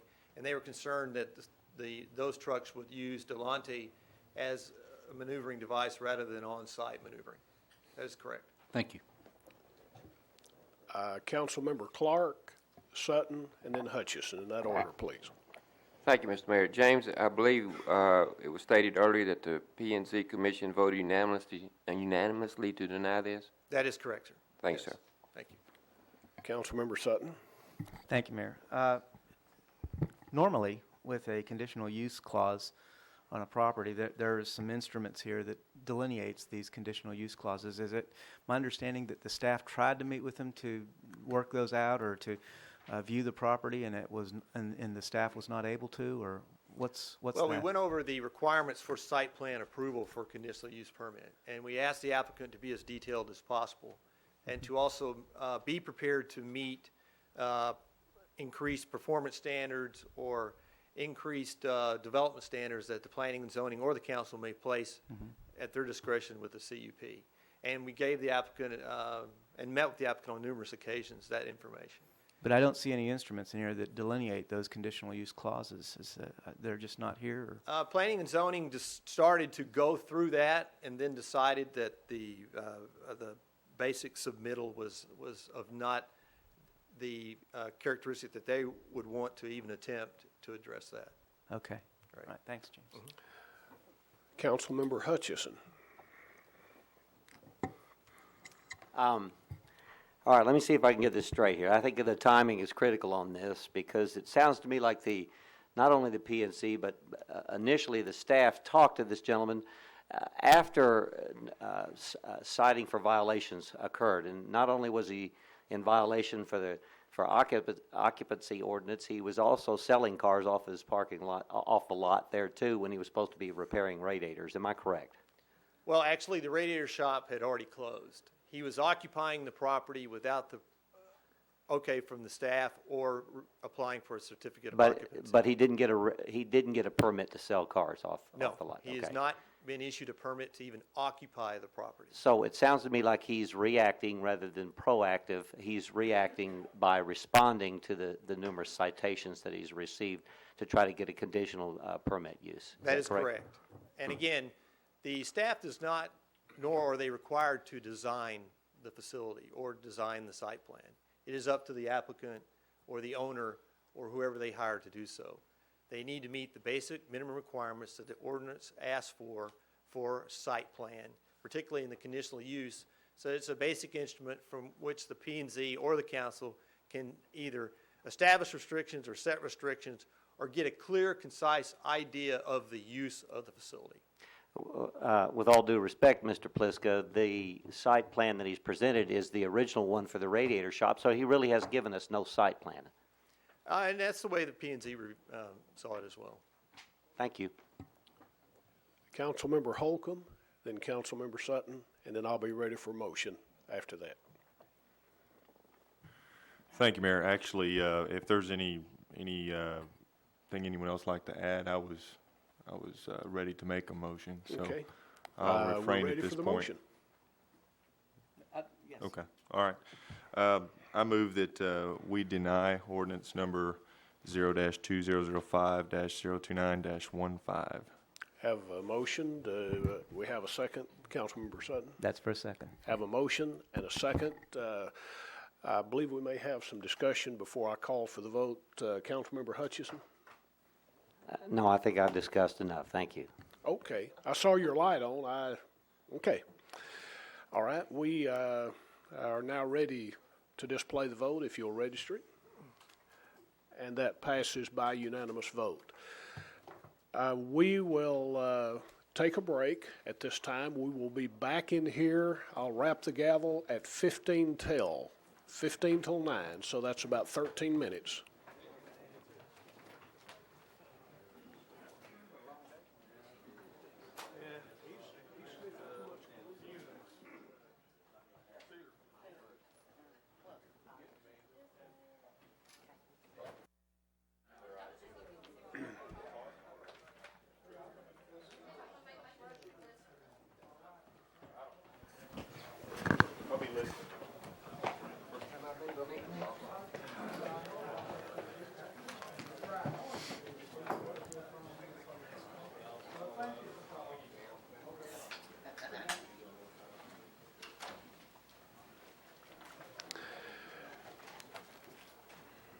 Ladies and gentlemen, the time is 8:45. The council is back in open session after taking a brief recess. We come now to item number 9.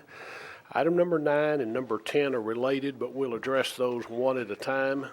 And I want to remind you that both of these items, number 9 and 10, are public hearings and do not require you to fill out any kind of request to address the council form.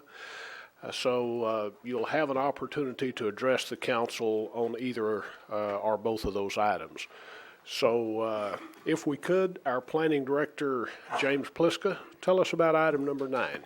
Thank you, Mayor, members of the council, citizens of Haltom City. This is a rezone request, hence the need for a public hearing, and it is the first reading of Ordinance O 2005-03415, and it's to conduct a public hearing and consider the application of Mr. David Gregory, who represents Progressive Auto Insurance for the rezoning from C3 Commercial District to the C4 Commercial District on proposed Lot 1, and the rezoning from C1 Commercial District to C3 Commercial District on proposed Lot 2, Block 1 of the Progressive Concierge Edition, located on the northwest side of Haltom Road, Highway 121, and Parish Road, containing approximately 7.687 acres, consisting of tracks 20D, 20I, 20J, 20K, 20K5 it is, 20K, and 20K6 of the Joel Walker Survey, Abstract 1654, locally known as 5113 through 5035 Parish Road. The site is currently zoned both C1 and C3 and does not allow for an auto claims facility with auto storage. A heavier zoning, C4, is needed for the proposed use. The proposed Lot 1 is the location for the facility, for the proposed facility actually, and the applicant is asking for a C4 zoning. For the proposed Lot 2, the applicant is asking for a C3 zoning, and Lot 2 will not be developed at this time. If the zoning is passed for Lot 1, the applicant will still need to seek a conditional use permit, hence item 10, with site plan approval to allow for the mixed use on the site. At their meeting on August 9, 2005, the Planning and Zoning Commission voted unanimously to allow the rezoning of proposed Lot 1 to C4 for a proposed auto claims facility with storage, and the rezoning of proposed Lot 2 to C3 for future development. Therefore, I submit the ordinance for your review in Exhibit A, indicating the initial zones and the proposed rezones of the proposed lots. Okay, since this is a public hearing, I'll open the public hearing in just a moment, but how we'll proceed with regard to this is like we do with any other public hearing. I will give, first of all, the council an opportunity to ask any questions, make any comments of Mr. Pliska regarding the information he has just shared with us. And when we complete that process, I will open the public hearing and we'll give Mr. Gregory first opportunity to address the council in this public hearing. And the council will have an opportunity to ask questions, make whatever comments they wish at that time. And then I'll open it up to the audience at large, anyone wishing to address the council with regard to this request for rezoning of this property. So having established those rules of procedure a little bit, members of the council, any questions for Mr. Pliska regarding comments in the presentation he made? Councilmember Lanford. Thank you, Mayor White. Ms. Pliska, in our pre-meeting, I asked this question, so I would like to ask it for the record so the citizens of Haltom City can hear your answer. How much sales tax revenue do you think this activity would generate? This shouldn't generate any sales tax. Initially, when staff met with Progressive, we were under the assumption that there would be some repairs there, hence that would generate some sale of parts. And I don't believe labor is taxed at this time. I believe it was passed at the past legislature, though. But so therefore, since this is just an assessment facility, it's a claims facility, so there's going to be doing paperwork and shipping these cars to various auto parts or auto paint and body shops or auto repair shops to be repaired. Thank you. Yes, sir.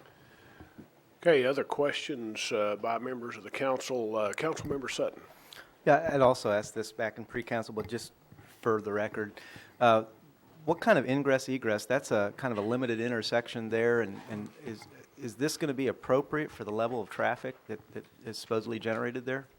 That is a good question. There was some concern. These have been viewed by our engineers who are in charge of traffic, and they did approve it. But it is a multi-intersection site in which you have the intersection of Parish Road, Highway 121, and Haltom Road. And also, at that little triangle-type intersection, you'll have ingress and egress, which is really shown on the conditional use permit site plan. There on the north portion of the site, where they will ingress and egress off of Haltom Road. So yes, they are proposing, I believe we discussed it at the pre-hearing, up to 40 some odd cars per day, processing of those numbers of cars. So then you're going to have people, of course, possibly following those people if they're going to drop their car off. You'll also have tow trucks possibly. So yes, there will be a lot of activity, but it was reviewed by our engineers, and they felt comfortable with their design relative to this.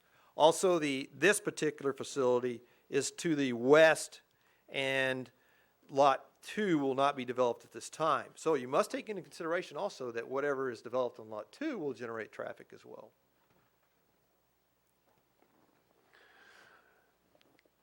Anything further, Council Member Sutton? Council Member Holcomb. Thank you, Mayor. James, since we're looking at the rezoning in effect first, can you tell the council and those who are watching tonight, one of the concerns I believe the P&Z had was with the zoning requested, looking further down the road, it could actually invite some rehabilitation type of establishments, halfway houses, if you will. That is correct, and that was, as you're aware, was a point of discussion at the P&Z. There were some residents that lied within 200 feet along Catalpa that were concerned with the C4 rezoning, that a rehabilitation care facility, which would be psychiatric and mental, is a permitted use in the C4. However, there is also discussion centered around in the pre-meeting and also the planning and zoning. It is initially zoned C3 at this time, so that use could actually come in at this time. But the other more severe are rehabilitation care facilities, substance abuse. That would be a conditional use permit. It would come before planning and zoning and this body, like this request is. But also a rehabilitation care facility, criminal, psychiatric, and substance abuse would only be allowed in an M2 with a conditional use, and that zoning doesn't exist near here. Thank you, James. Yes, sir. Councilmember Hutchison. Yes, Mr. Pliska, thank you, Mr. Mayor. I'm going to follow up with what Mr. Holcomb said or ask, and I want to ask, I mean, if there was concern by citizens, has there been a proposal to put those kinds of things in that particular, on those owned properties before? Is that why they're asking this question? I'm trying to figure out why they're asking this question.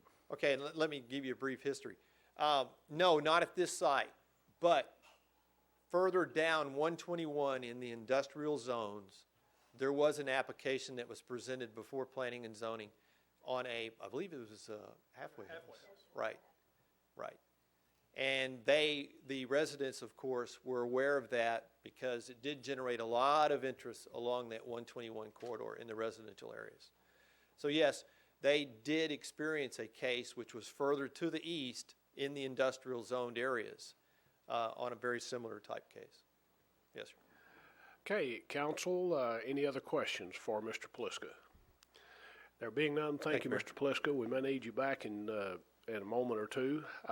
Since this is a public hearing, I'll open the public hearing at this time regarding this request for a zoning change on the property that has just been described. Before I open this public hearing to members of the audience, I'd like to give the applicant an opportunity to address the council if he wishes to at this time, and the designated applicant is Mr. Gregory. Are you here, Mr. Gregory? If you will, give us your name and address for the record and your relationship to Progressive. And if you have someone else who's going to be coming to the mic in just a moment, if you'll introduce that individual as well, so we may know to whom we're speaking. Okay. My name's David Gregory. I work for GSWW.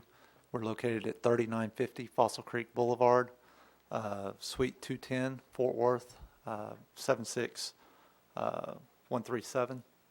I am the engineer on the site and Progressive's agent, or one of their agents. With me is John Watilla of Zaremba Group, and he is located at 14600 Detroit Avenue, Suite 1500, Lakewood, Ohio, 44107. And Zaremba is acting as the developer on the project. Okay. Are you going to make the presentation? Or Mr. Watilla will be. Okay. I would like to hand you all a couple exhibits for this case, though. Okay. If that's fine. Okay. Good evening, Mayor, members of council. Also with us today, we have three representatives with Progressive. We have Ken Kimball, who is the head of claims for North Texas. We have Greg Smiley, who is regional claims manager. We also have Brian Glover, who's the project manager for Progressive. So they have better insight into the actual operations of Progressive. As David mentioned, we are the agent and the developer for Progressive as they attempt to introduce these claim centers to the Dallas-Fort Worth area, with the one location, of course, being here at the corner of Haltom Road and the frontage road of State Highway 121. We have a couple exhibits that we passed out represent the existing zoning and the proposed zoning.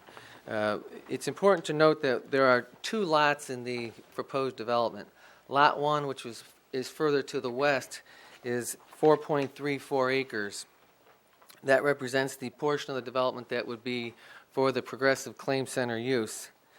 The other portion of the lot is Lot 2, and that's eastern portion of the site, and that's 3.35 acres. So it's the eastern portion of the site. The whole site is outlined in the thick blue line in front of you. Again, the second Lot 2 area is 3.35 acres, which includes the entire, what we call the hard corner, which would be the fronting on the service road along with Haltom Road. And it does not include the very hard corner, which is owned by the Haltom City Economic Development Corporation. At this point, probably it's best if I just keep my presentation to the rezoning, and then as we get into the second item, go over the site plan, because we do have many exhibits that we'd like to show you relative to the site plan and to the building design itself. I would like to briefly go over the operation, because there was some concern about or some confusion at the planning and zoning meeting about the operation. It is strictly a claim center where a policyholder of Progressive, if they get into an accident or somebody that has a claim against the policyholder, would call Progressive. They call their 800 number. They would schedule an appointment with the representative at Progressive. They would schedule that appointment, and they would arrive at that scheduled time. They would drop off their car, which would be in need of repair. They would then be processed through, which take anywhere from 15 minutes to half an hour. They would be given a rental car they would then leave the site with their rental car, and then the car would be evaluated in the back, which is the inspection bay area of the building. There's the upfront office area and then the inspection bay area. The inspection bay area is where they'd evaluate the vehicle and call a local vendor, repair shop, auto body, or engine repair shop, and they would come pick up the car and repair it off-site, totally off-site, bring back the car in a repaired condition, and then within 24 hours they would call for the policyholder or the car owner to return with the scheduled appointment to pick up their repaired vehicle. So it's a very clean operation in that there is no repair that is being done on the site. Looking strictly at the exhibits, we have the existing zoning shown on the first sheet, which has the primary red color, which is the C3 zoning. We are requesting that Lot 1, again, which is the Progressive use, be rezoned to C4. That again would be the western portion. So if you kind of compare the first exhibit with the second exhibit, you'll see how we're requesting for Lot 1 the C4 zoning, which does match the adjacent use along Parish Road just to the west of our Lot 1. So that's the rezoning requested for Lot 1. The rezoning requested for Lot 2, it currently consists of both C1 and C3. C1 is the light lavender or purple color, and we're requesting that to be made consistent with the remaining portions of Lot 2. We're asking that be rezoned to C3, which also matches the zoning of the property owned by the Haltom City Development Corporation, along with the predominantly the property along the east side of Haltom Road. So I think that's it with regard to the rezoning, and then again, we have more to discuss with regard to the site plan of the building. Okay, any questions for this gentleman by members of the council? Okay, what about the gentleman who's the engineer? Questions for him by anyone? Okay, gentlemen, I believe there are not. If we have questions that arise that you may answer, we'll call you back up here in just a moment. So thank you, gentlemen. Okay, I'll now invite members of the audience who wish to address the council with regard to this application to rezone this property from C3 to C4. If you'd like to address the council at this time, if you'll come forward. Ms. Milius, if you'll give us your name and address for the record, please. Good evening, Mayor, council members, staff. I'm Sharon Milius. I live at 2924 Haltom Road, and I'm also the president of the Haltom City Economic Development Corporation.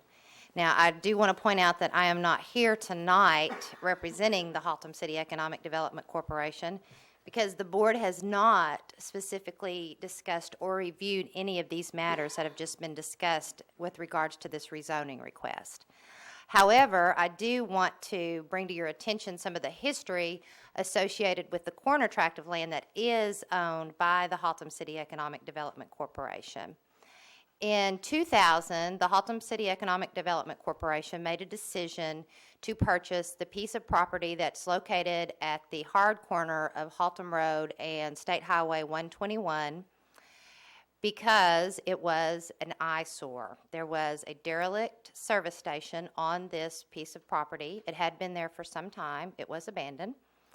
We purchased the property, we removed the service station, and we cleared the land in an effort to make this property more appealing for commercial development that would go hand in hand with the goal of the Haltom City Economic Development Corporation to generate sales tax, and also to improve what we felt was a major gateway to our city. That was something that was extremely important to us. Haltom Road and 121 we felt like was an artery into our city via Airport Freeway, and we didn't have that many opportunities to improve hard corners like that. Now, at that time, we had hoped to work in conjunction with the owner of the surrounding property to develop it into something that would support and increase sales tax for the city. We had a long-term plan and a long-term commitment to the project. Now, the particular piece of property that is adjacent to the Haltom City Economic Development Corporation's land is one of the very few remaining tracts of land in our city that is conducive to retail economic development on a major corridor. And it is large enough to support a shopping center or other retail type of development.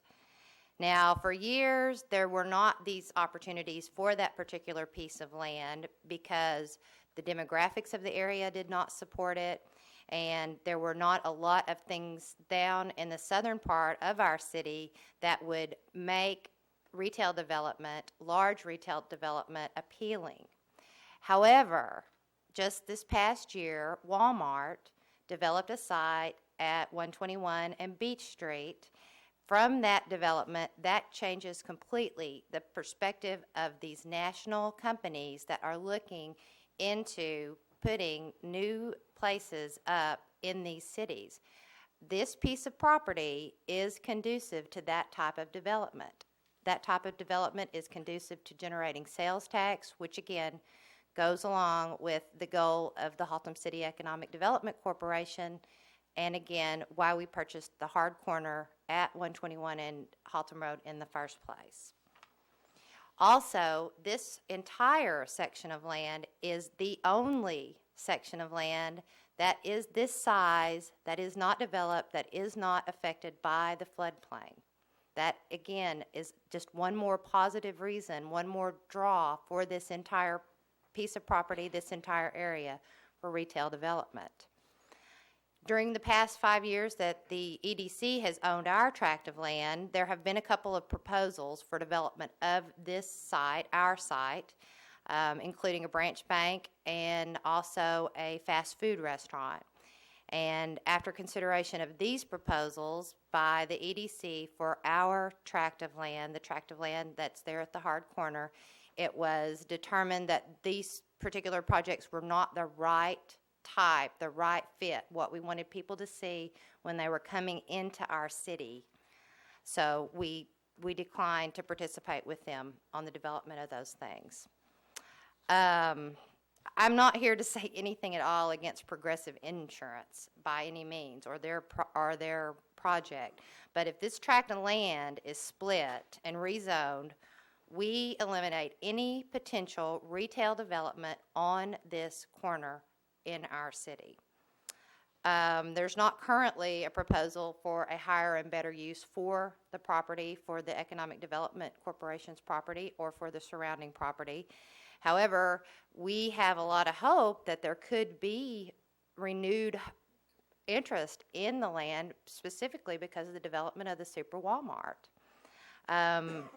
I just am asking you to consider very carefully the long-term effects of any action that you might take regarding this piece of property and what a zoning change might have and how it might impact our city. Before you leave, let me give members of the council an opportunity to ask Certainly. questions or make comments. Members of the council, anything for Ms. Milius? Councilmember Sutton? Yes, Sharon, were you able to approach the P&Z before, or were you not notified of this in time for approaching the P&Z? I was not aware that this particular matter had come up. Okay, thank you. Okay, anything else for Ms. Milius? Thank you. Thank you.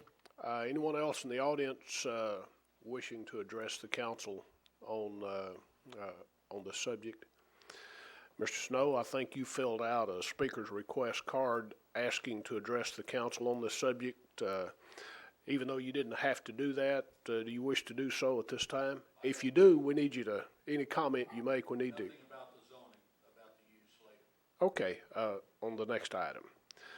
Okay, do we have anyone else in the audience wishing to make a comment during the public hearing portion of this meeting regarding item number 9, the rezoning from C3 to C4? Mr. Eklund.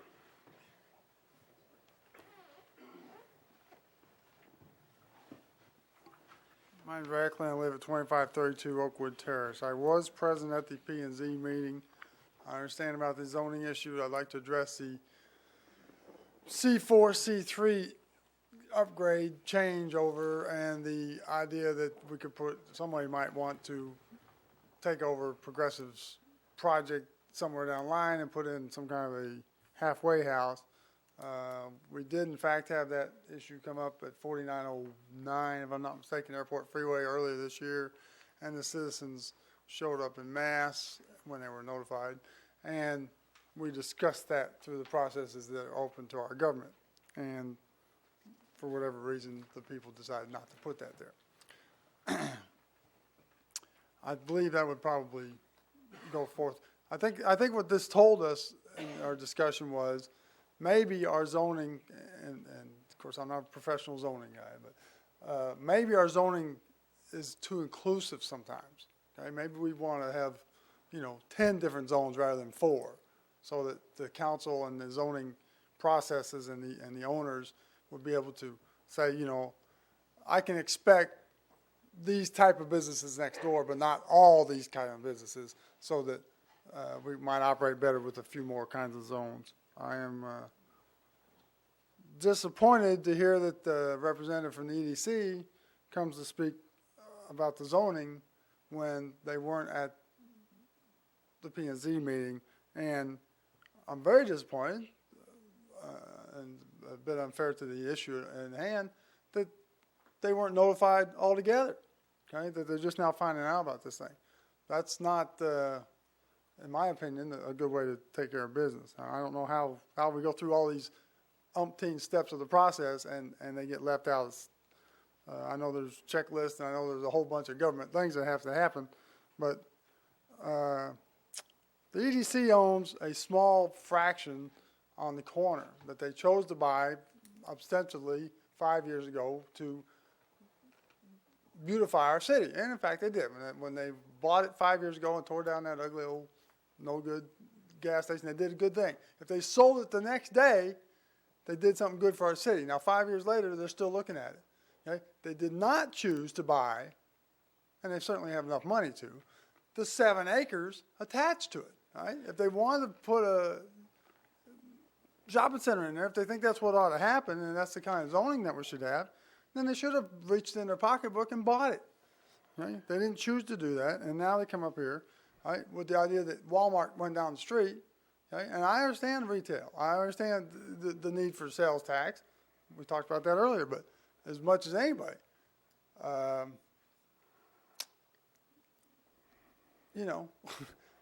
miss opportunities sometimes too. We all do. Right? You either got to get off your checkbook and make it happen, or it goes on without you. So that's the short version of it. We'll probably visit again later. Thank you very much. Okay, do we have anyone else in the audience who wishes to address the council during this public hearing portion regarding this? Yes, ma'am. I don't believe you and I have had an opportunity to meet, so if you would be sure, not only for my information, but for other members of the council and people that are watching on TV and those in the audience, give us your name and address for the record, please. Okay, I'm Judy Jones, and I live at 5003 Parish Road. I'm just around the corner. Okay. And my husband and I own the property. Oh, short people, tall people help. Thank you. That's why my husband's a foot taller. We live at 20G, which is the Rock House, just on Parish. And we spend a lot of time in our front yard or on our front porch, and we get to watch the traffic go by in various stages of speed. We're both concerned because we'll be out there, and a lot of people, and I've been there for 5 years. He's been in Haltom City since he was born, I think. But a lot of people cut through on Parish Road to go straight to Beach or Belknap, and they don't always slow down. And there was probably 3 cars Saturday that went down there, and one of them was doing 85, I know. So I think there's some traffic considerations that need to be addressed. The engineers maybe need to rethink that. I don't know if you call that a soft corner there, but they hug that corner and go right out, and that's right where their initial entrance is, and then there's an exit onto Parish. Those cars would be compromised. And I don't know if it's feasible, but would a double speed bump slow people down without a light signal? But you might want to think about it, or there could be some damage done to people and or cars. So that's our concern. I think the progressive plan, I hate giving up my field because I have a horse that I rode out there. But, if they have to build something there, I think it's been a well thought out plan, and I do appreciate what they've done because I think it will keep the neighborhood safe to Catawba, Woods, and Parish with the way they're fencing it off. So I think they've looked at a lot of things to do this and keep it prettier. Thank you very much. Thank you.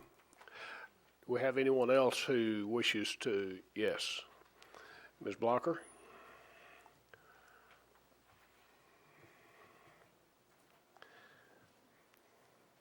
And if you will, your name and address for the record, please. My name is Bertie Blocker. I live at 3733 Eastridge Drive, Haltom City. And believe it or not, I did not know these people were going to be here tonight. But I will say, Progressive is a national company. It is a well-thought-of company. It is loyal to its people. I've been an agent for over 30 years. And I would rather see that piece of property utilized, pardon me, by someone, a national company, than who knows. We don't know what's going to be there. I don't see retail going there. I could be wrong, but I know that they keep a clean business. I know that they're careful about the people they have in and out. They will screen where the neighbors won't be have a nuisance to look at. I just know they're a good company, and I think it's wonderful we've got a company that large willing to come to Haltom City. I think they'll also bring agents with them. That's sales tax. That's more money. So keep that in mind when you make your decision. Thank you. Thank you, Ms. Blocker. Anyone else in the audience wishing to address the council at this time?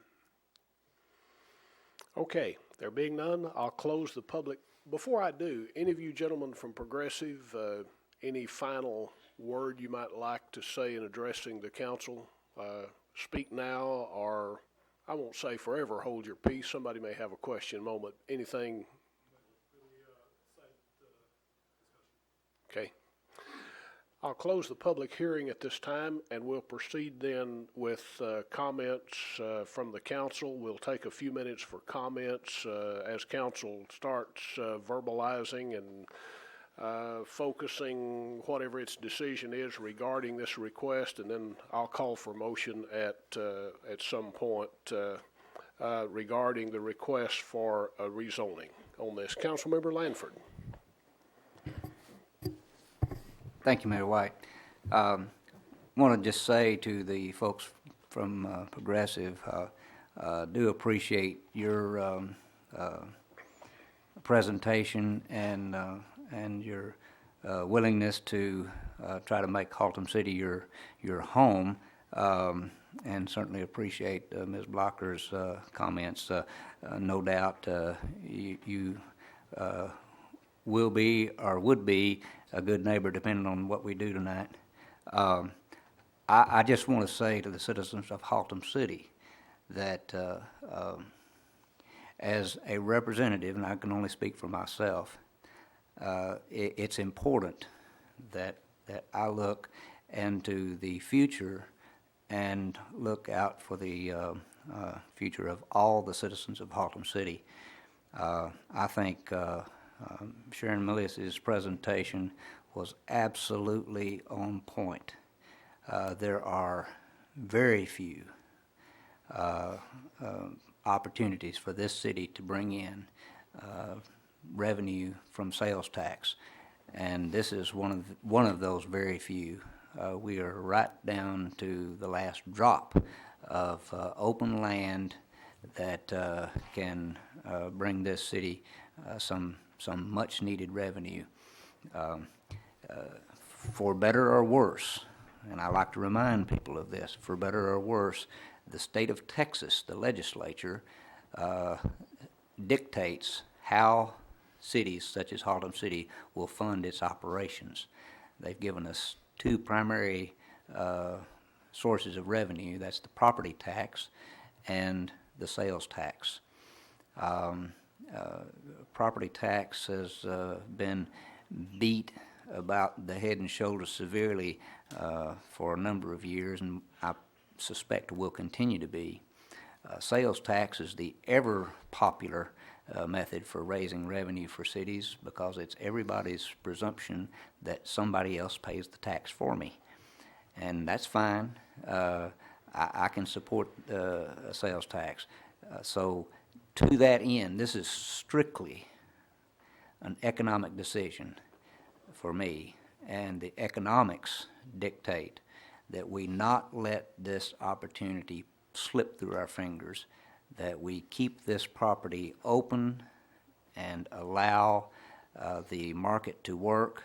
This is a fabulously located city, Haltom City, and we have one of two major corridors at issue here. That's the 121 corridor, the other being the 820 corridor. And that, along with the Denton Highway corridor, those are the main sources of sales tax revenue for Haltom City. I simply cannot, in good conscience, say yes to this proposition, as wonderful as it is and wonderful as these folks are. This is Haltom City's opportunity, and you know, if it doesn't come out in the future, fine. I'll just have to take a beating for that. But I just cannot see us allowing this to happen and back away from the opportunity, close the door forever for some opportunity to bring in sales tax revenue that is sorely needed in this city. Thank you. Members of the council, anyone else? Yes, Councilmember Sutton, and then Councilmember Hutchison. Thank you, Mayor.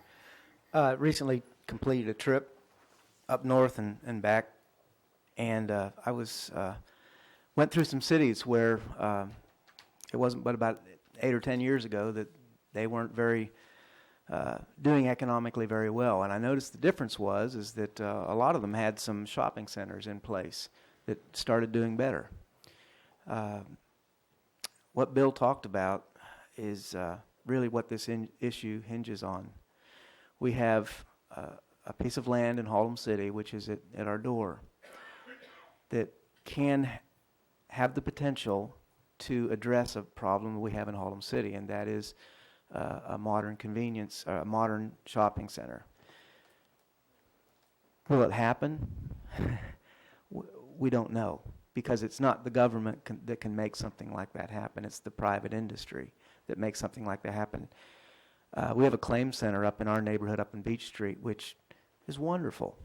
If you know how the claim centers are, they are excellent. I think what Bertie Blocker's talking about being good neighbors, I can vouch for that based upon the claim center up on B Street. It's wonderful.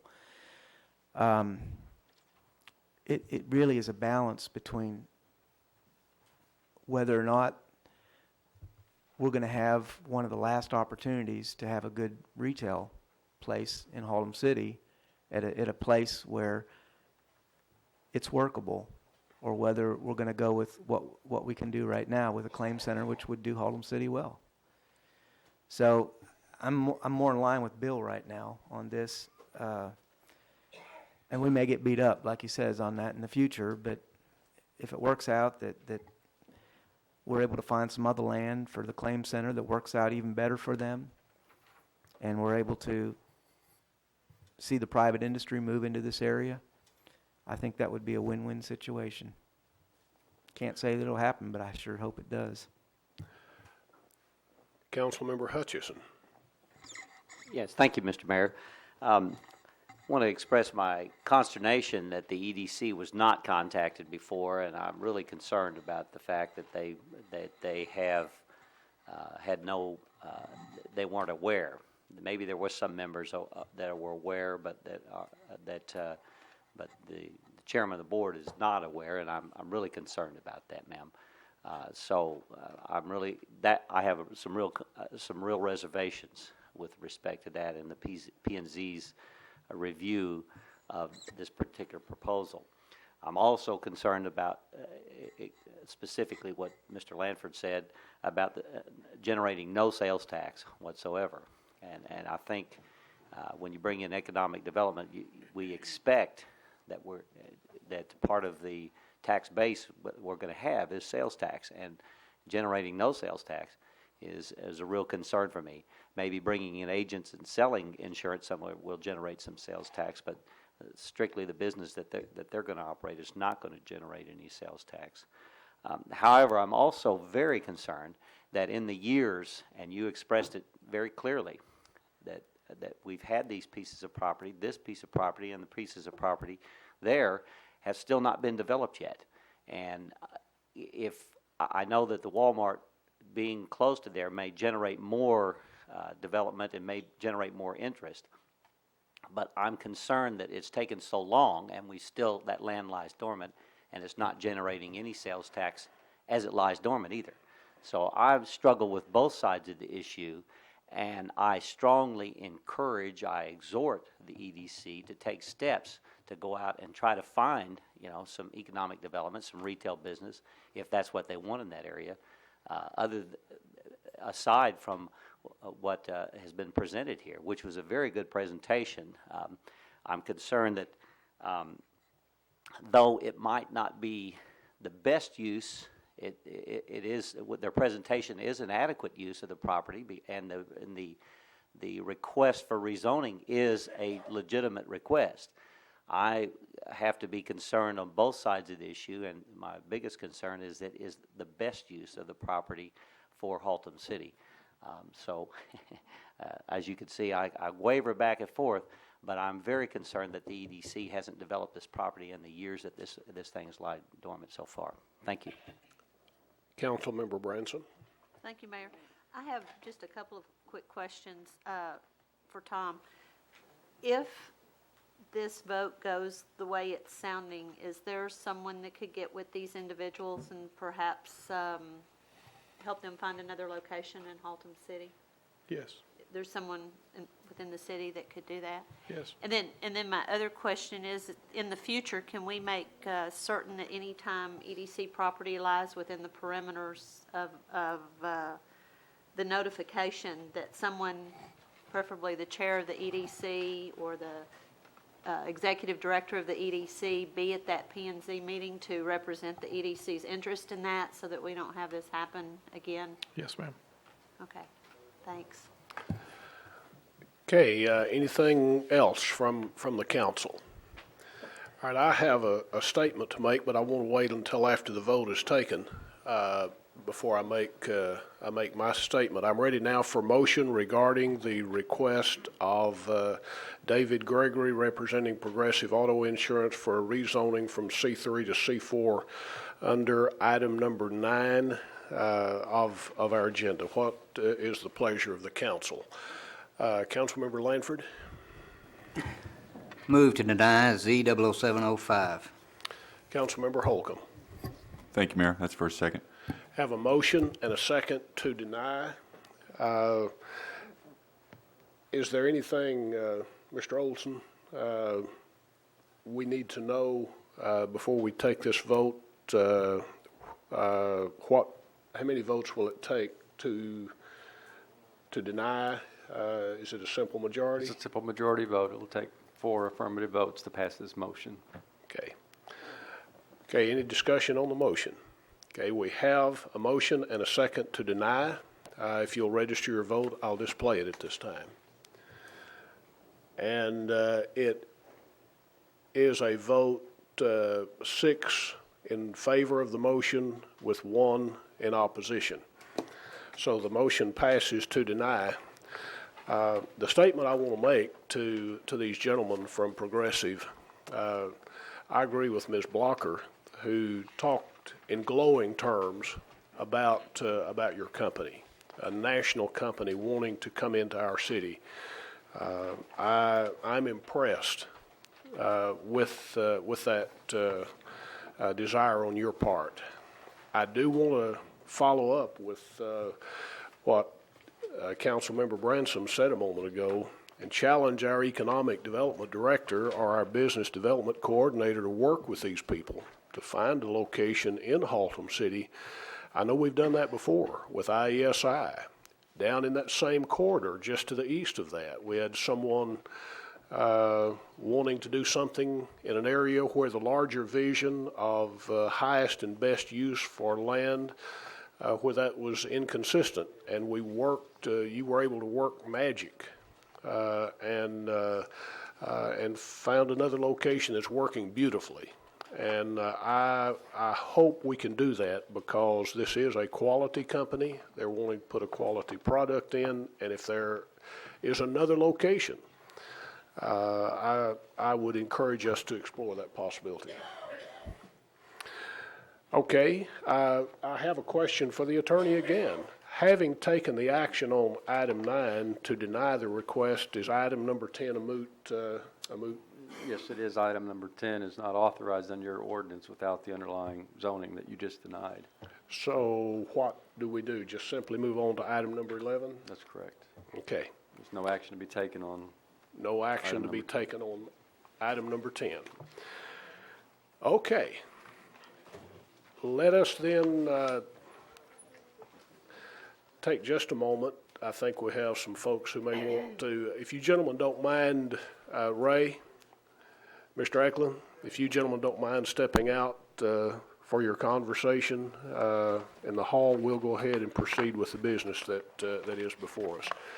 Item number 11 is a resolution to support the right amendment regarding air service at DFW International Airport. Mr. Muir, you want to start, or would you like Councilmember Clark, who asked this item to be placed on the agenda, to present this? I'll defer to Mr. Clark unless he'd like me to go.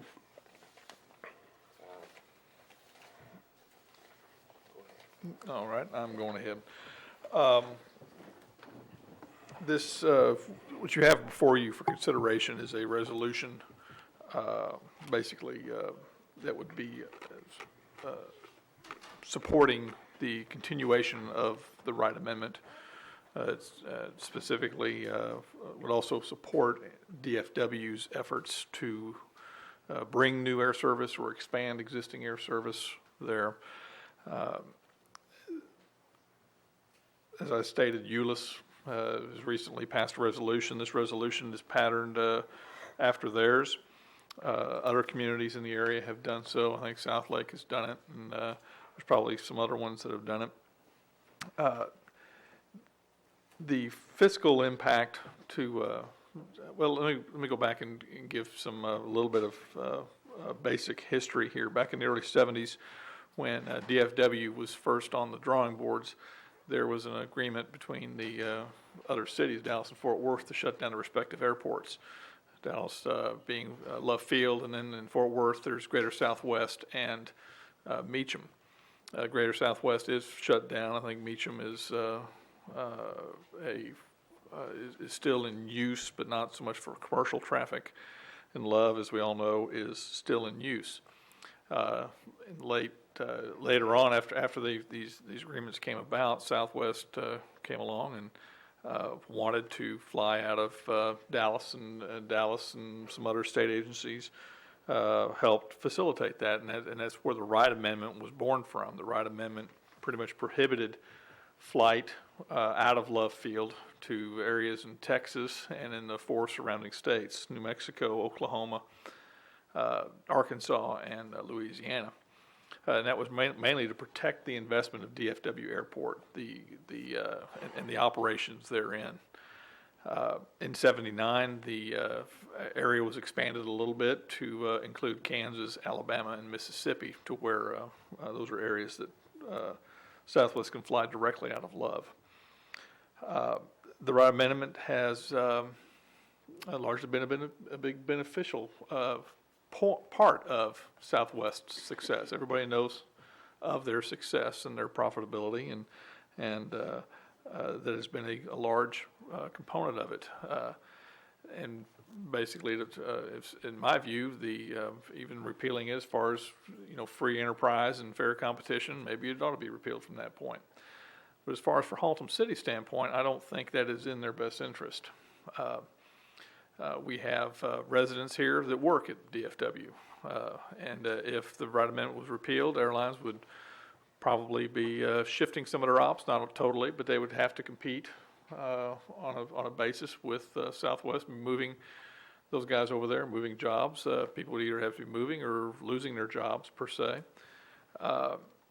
And then, well, with that being said, the main concern for me is the transportation infrastructure that is around Love Field that cannot support the increased vehicular traffic that would be caused if the Wright Amendment was repealed.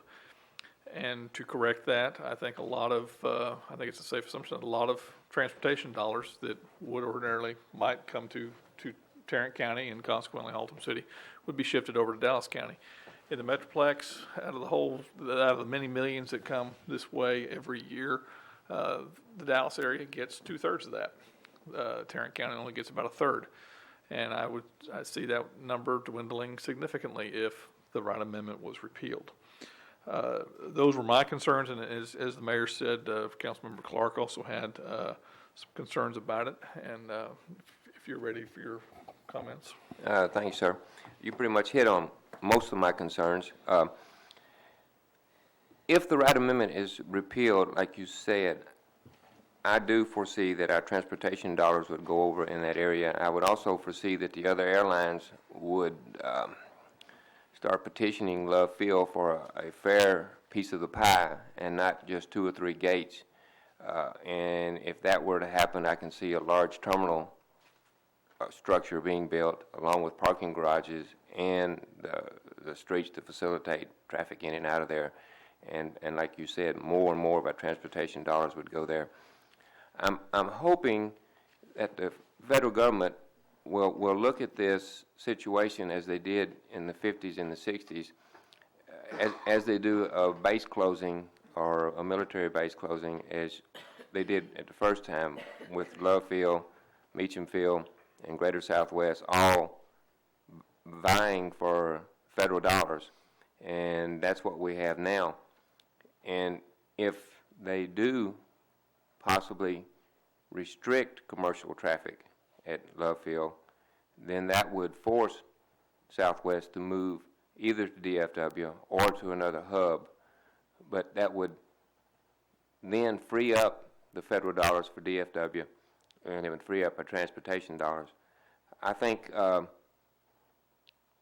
if the Wright Amendment is appealed, a whole can of worms will be opened up, and other airlines will want to go in there, and they will say that Southwest has a monopoly, and no other airport is there such a monopoly. Everybody's allowed to get in there, and I can really see us losing dollars, and I can see it impacting Tarrant County, and that was my main concern, to show support, as the other cities have, that leave it as it is or find another solution.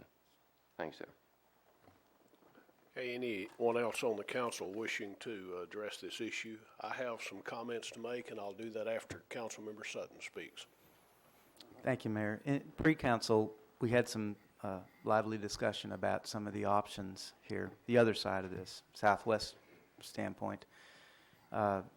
Even brought up some scenarios about possibly if the Wright Amendment was removed, that even Meacham might gain some more business. It might get development. I think you can make up these scenarios and talk about them, but the reality is that this keeping the Wright Amendment in place is probably going to be the best economic ticket for Haltom City. And I think that's why we kind of converged on the idea that that's probably the right thing for Haltom City to do. Going out any other way is really risking a little bit of our financial future here. So I just wanted to bring up that we did have discussion about the other approaches that could be taken in this, or the other sides of this argument. And I've come, after listening to my colleagues, I've come on the side that they're representing at this point. Thank you. Okay, just a comment from me before someone else would like to speak on this. I am in support of this resolution to uphold the Wright Amendment as it currently stands. And there's a lot of reasons for that. But I want to focus on just 2 in my comments. One of them specifically affecting Haltom City, and that's where our area, our primary area of concern is. The first one does not so much directly affect Haltom City, but it's an interesting point, I think, that I saw a news article a couple of weeks ago interviewing the U.S. representative from the Love Field area, and that's Representative Ada Bernice Johnson. She said the people in my district do not want Love Field to be expanded and bring in the bigger jets. They do not want that to happen. And she said, in fact, if this should pass, she said she would initiate legislation in Congress, close Love Field down. So here's somebody that's been on the ground right there with this all along, who says, no way is this a good idea. Well, that's her comment about her neighborhood My comment about our neighborhood over here in Haltom City is this. Tom referred a moment ago to transportation dollars. Tom and I represent Haltom City on the Tarrant County Regional Transportation Coalition. And we attend meetings every month of all of the cities and all of the entities in Tarrant County. Regarding transportation, we've got serious problems, and 820 is one of them, and we've agonized and worked, and we've seen all of that happen. The way federal transportation dollars are distributed is not just to one city, it's done regionally, and it's the whole Dallas-Fort Worth 6 or 7 county or maybe 10 county area where when the federal government gets ready to send money down to fund transportation, they just send a big bunch of money to that region and say, y'all decide.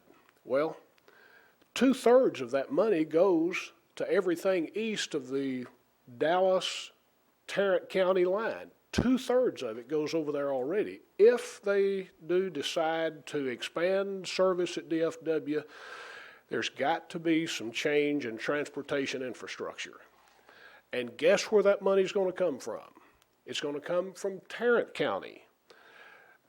And we're going to see projects jeopardized like the 820 expansion project that is so vital to Haltom City, jeopardized by that. We cannot afford to give up any more tax dollars on transportation, federal transportation dollars, to the eastern part of this region. So this is not a good thing to repeal that, and I stand in support of any attempt to continue to uphold the plan that's been in place since 1973. Anyone else? Okay, I'm in line for a motion regarding this item on the agenda. Councilmember Clark and then Councilmember Hutchison. Thank you, Mr. Mayor. I move that we adopt Resolution R200501601 as written.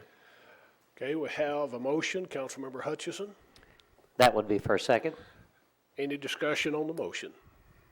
There being none, register your vote, please, and I will display it. And that passes by unanimous vote of the council. Item number 12, the mineral development on city-owned property. Mr. Muir, would you like to introduce this item, please?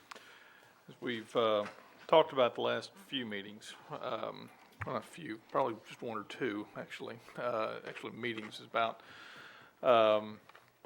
gas drilling and mineral rights and the leasing thereof. As most people know, Haltom City is situated atop the Barnett Shale. Barnett Shale's got quite a bit of natural gas, and to tap into that would be a huge, possible huge revenue source for the city. In doing that, producers would be using horizontal drilling. And there's at least one site on city-owned property that could be used for that. But when we were here at the last council meeting, a citizen, Mr. Snow, got up and suggested that, go ahead and list all the properties and just, let them bid on the properties that they wanted, and we just tell them, if we're going to be drilling or not, and we can take whatever combination that we thought was in the best interest. And reflecting on that and then researching that, I think that was a good idea. And so that's what I'm preparing to do now.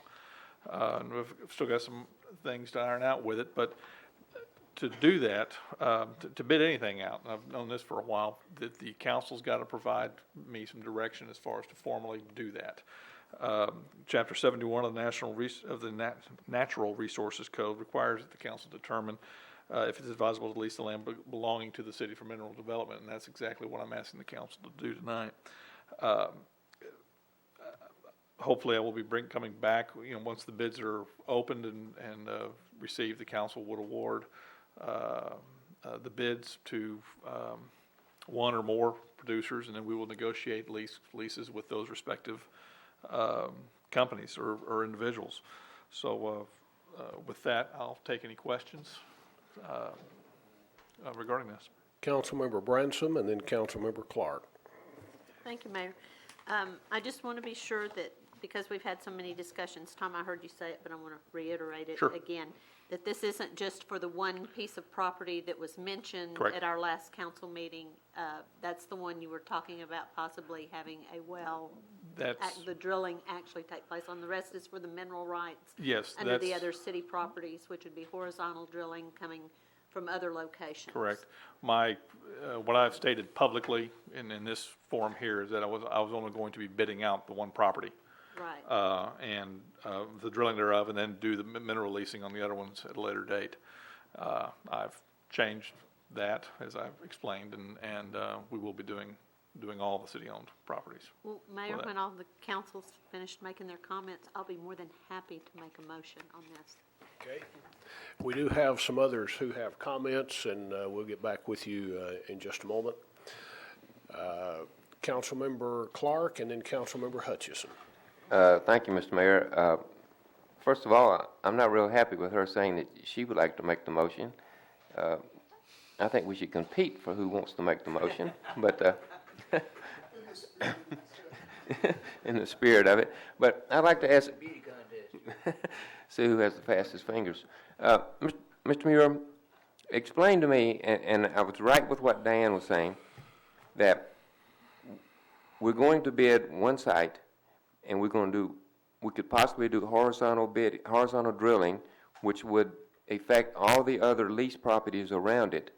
If that site is in the southern, will we have a site in the northern, and would that affect the lease sites? No. Explain to me how you bid on a site for the mineral rights, but you don't drill on that site. Okay, we have properties, the city has properties that are of a size that would not be conducive to drilling. That doesn't mean that there are some properties adjacent to it that somebody else, some other property owner would be willing to drill or possibly pool those leases for those drilling purposes. And this would just be an opportunity to have those firms negotiate a lease with us for our mineral rights on those properties for any future drilling they may be doing that are adjacent to or nearby. Those things, typically when you horizontal drill, you're only going to be going maybe 3,000 feet, either northwest or southeast. That's for the Barnett Shale. So obviously, our properties go farther than that, and there may be properties around the city that won't garner any interest. I don't know, but I won't know until I try. What we'll be doing is including all the properties that we own, and firms will bid for the leases as they fit with their structure for whatever pipelines they're going to be laying, whatever drilling they may be proposing. I'm not going to speculate on what companies may be doing. They have that opportunity to respond positively or not respond at all. So we're also competing against the private sector and their land holdings with our drill sites. I don't know if it's so much competing as it is just getting our leases together, because the adjacent drilling sites they're going to need the mineral. Whoever's going to get those drilling rights are going to need the mineral leases on our property as well to help pool those mineral rights. So in a way it can be competing, but at the same time we're also helping each other out. Tom, can I so the help bottom you a little bit here? And we may need some of the real oil and gas guys to help, but when they drill somewhere else and your gas is sitting down here, it's going to move over there. So if we haven't leased our rights, we won't get any money for it, and our gas is gone. That's kind of it in a nutshell, right, Tom? That's accurate. So even though we're not going to end up with a Christmas tree, see, I remember the lingo, on a piece of property, we have leased the mineral rights underneath that property, and they may be coming out of a well way over there somewhere. But it's our gas. She's accurate. Right, so we have potential to lease a lot of property for whatever the market will bear. And we don't necessarily have a well on that property. Okay, thank you. Councilmember Clark, anything further? No, sir, thank you. Councilmember Hutchison. Yes, thank you, Mr. Mayor. I just want to commend Mr. Snow on his comments, and his comments and persuasive comments have been extremely commendable. I've heard from other parts of the city, too, who have made public comments, specifically the pastor of my church, who looked right at me on Sunday and said, I hope you guys will decide in the right way and how to better use Haltom City properties. So I appreciate your comments, and your attendance here is commendable in making a push for this. So I was prepared to make a motion too, but it looks like I'm going to have to vie with two other people. I'll step back. Well, it's still premature, that motion, whoever makes it, and I don't know if I even want to go there right at the moment. Anything else from the council before I call on Mr. Snow, who has filled out a speaker's request form on this? Okay, there being none, Mr. Snow, would you like to address the council on this item, leasing of oil and gas minerals in Haltom City? And if you will, we've got your name and address up here, but give it to the people who are watching on TV, if you would, please. Okay, not being the first time that I've been here. My name is Gene Snow, 5719 Airport Freeway. And I would like to say that I am so proud of you guys and ladies for seeing through that we needed to lease our properties. There's so many questions I could answer for you about the little tracks that are going to be laying around that can be put in the big unit. And even though the well is way over there, and that may not even get your gas, but the unit may require 100, 150 acres, depends on how far the horizontal leg goes. And we're going to get, I think, a pretty good amount of money from it. There's so many things that you might need to learn and to ask. I'm here for you if you need it, as well as my friends with 4.7s who have a pipeline in the area.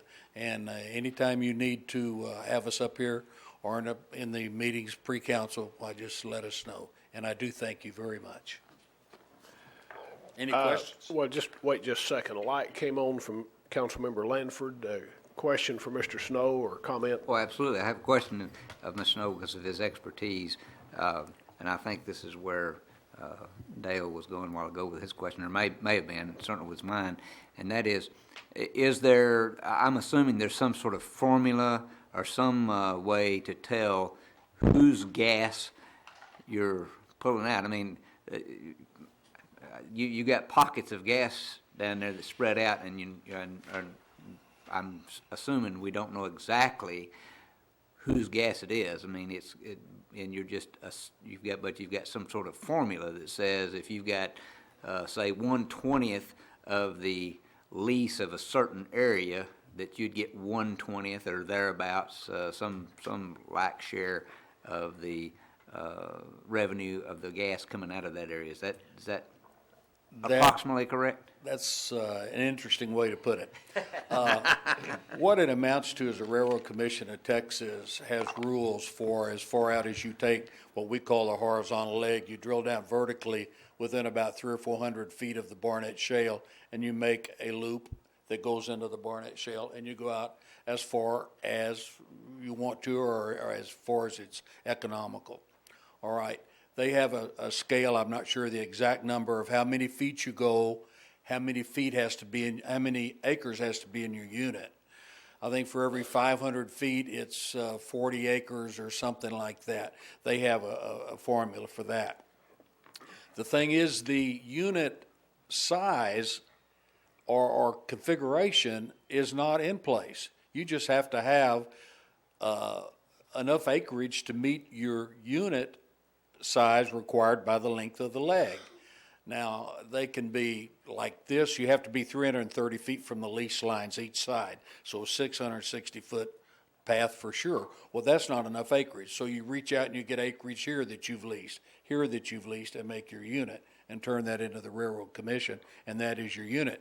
So those places that we have leased, like the, let's say, 4.7s leases the city's properties, they drill this horizontal well and they got to have some acreage.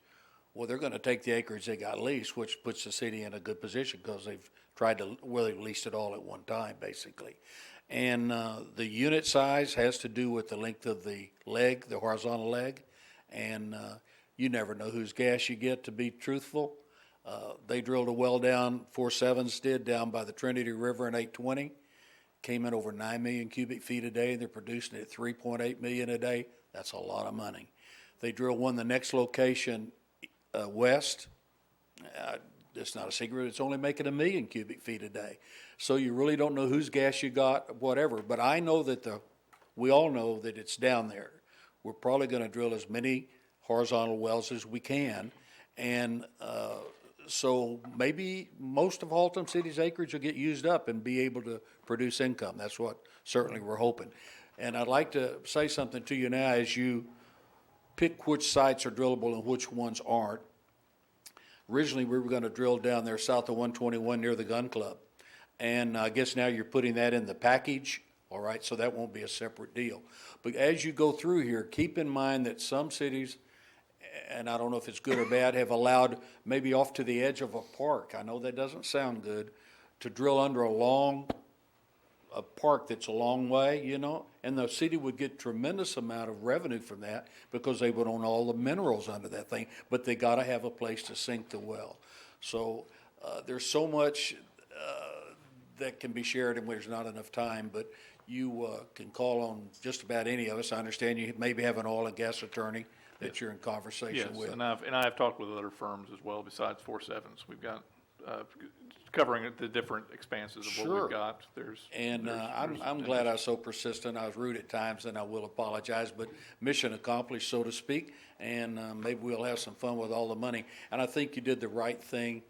As nice as that insurance company was and everything, not letting them be on that corner, because that is Haltom Road, and this is Haltom City, and boy, you'd like to have a nice castle sitting there or something, but it'll be something good one day, as I do have that interest going on in my property down the way, and maybe we'll be able to have a nice avenue there. Thank you, everybody. Wait, we're not through yet. Oh, you guys. Yeah, I just have one more question. You know, I've got a little acre right down there on 2901 Haltom Road. I don't need any of that Barnett shale gas.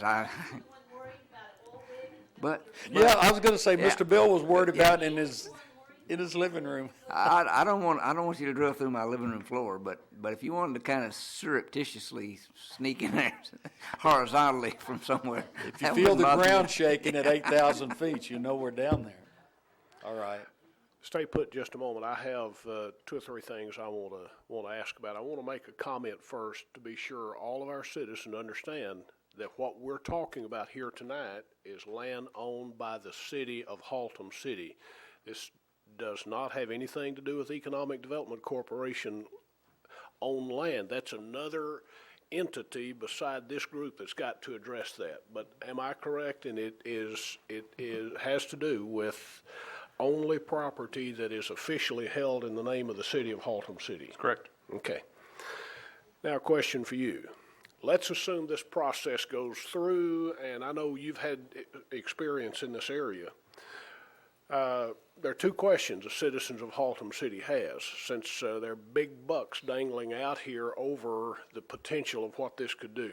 When, if we do all of this from your point of view, when could we see a drilling rig set on site with the rotary table turning and heading down to the Barnett Shale? Is it a 1-year process? Is there any predictability? It's not going to happen overnight, we know that, but what has been your experience? The standard lease term is 3 years. Certainly those of us who want to drill the wells want it to happen as soon as possible. There are so many things that have to be in place first. Probably the most important thing right behind the leasing of the land is how to sell the gas. We have to have an artery to get the gas to the sales market. Therefore, a gas line is extreme. Well, it's a whole thing. You know, if you don't have the arteries in your body, you don't go nowhere. And if we had the finest well in the world and couldn't get it out, we couldn't do any good. But to answer your question, we would like 3-year leases, just any of us in this business, because it takes us about a year to determine the right place, the right configuration of the well to get the best results from it. Then we have to figure out how we're going to get the gas line there. And then it's probably going to be 2 years. If I had to say, it could be 2 years. It could be less. I don't know. But that third year is just a little buffer that most all people ask for is 3 years. I wanted to just get some kind of an idea. I Yes, don't sir. want any of our citizens to think if we do this in the next couple of months, if we get through the process Tom is going to be involved in, that the next week we're going to suddenly have all of this stuff going on. It does take a while. Now, there are three ways the city gets money from the leasing of this. Number one, the signing bonus, I call it. What is the formula on the signing bonus, that upfront money? Is it, what is that, and how much could one expect on something like down at the gun club or something like that? Well, certainly the larger amount of acreage you have, the more valuable it is, because what we call them is rooftops, leasing up every little lot that has a house on it. That's very expensive and very difficult, so you can have to give less per acre for that. Now, something that has a pretty large quantity of acreage, you could maybe ask $1,000 an acre for. Richland Hills had, I think, 104 acres contiguous in the right direction, just to the east of Big Fossil Creek. I think they got $3,000 an acre. We would give $3,000 an acre in a heartbeat if Haltom City has something like that. For that means that you only have to go out and acquire, let's say it's 120 acres required, you only have to get 15 more acres, and then you're in business, all right? I don't think that we as Haltom City have anything like that unless you get up on the north side of 820 or somewhere in that area. Maybe there's a park that goes up through there. Maybe we got a large quantity of acreage. The desirability and the number of acres is certainly the determining factor. Therefore, you could not take all of Haltom City's ownership and give the same amount for it. Like the BISD, Burdeville Independent School District, when they put their bid out, they listed all of them, whether they were drillable or not, they would allow you to drill or not, how many acres it was, so forth and so on. You gave different amount of monies for each one. And I know that that Richland Hills property brought a premium price. I'm quite surprised at that. But I think around $500 to $2,000 an acre is in the general trend. The second has to do, and I know That's one of them. That's one way you get money. Right. And the other two I want to address, and I know all of this is subject to negotiation, and that's part of the process. Yes, sir. Royalty. What can a city expect in Northeast Tarrant County per cubic foot? Dollars to come in. Talk about dollars? Well, it's $9 a 1,000 cubic foot right now, which is quite phenomenal. And probably, and you don't have to, you're the mineral owner, boy, you're going to probably net out around $7 a 1,000 for the total production of the well. And if you own all the acreage, if you had gave us a 20% lease, that means of all the money that came in, the cubic feet that it made a day, times, let's say $7, which is taken off for some taxes and stuff, you would get 20% of the revenue. And if you multiply that out, that's scary on a $2 million well. I mean, 2 million cubic foot a day well. But we don't have anything that big. Therefore, it'll be proportionately reduced, I guess is the right word. Well, I just want to be sure our citizens who are here and who are watching kind of have an idea. They're asking when and how much. The third way the city realizes revenue off of this is increase in taxable property value. Once that takes place, I think the city of Hazlitt, for example, they ended up with their taxable property increasing significantly because of some of the wells and some of the value of the minerals that were underneath the surface some way.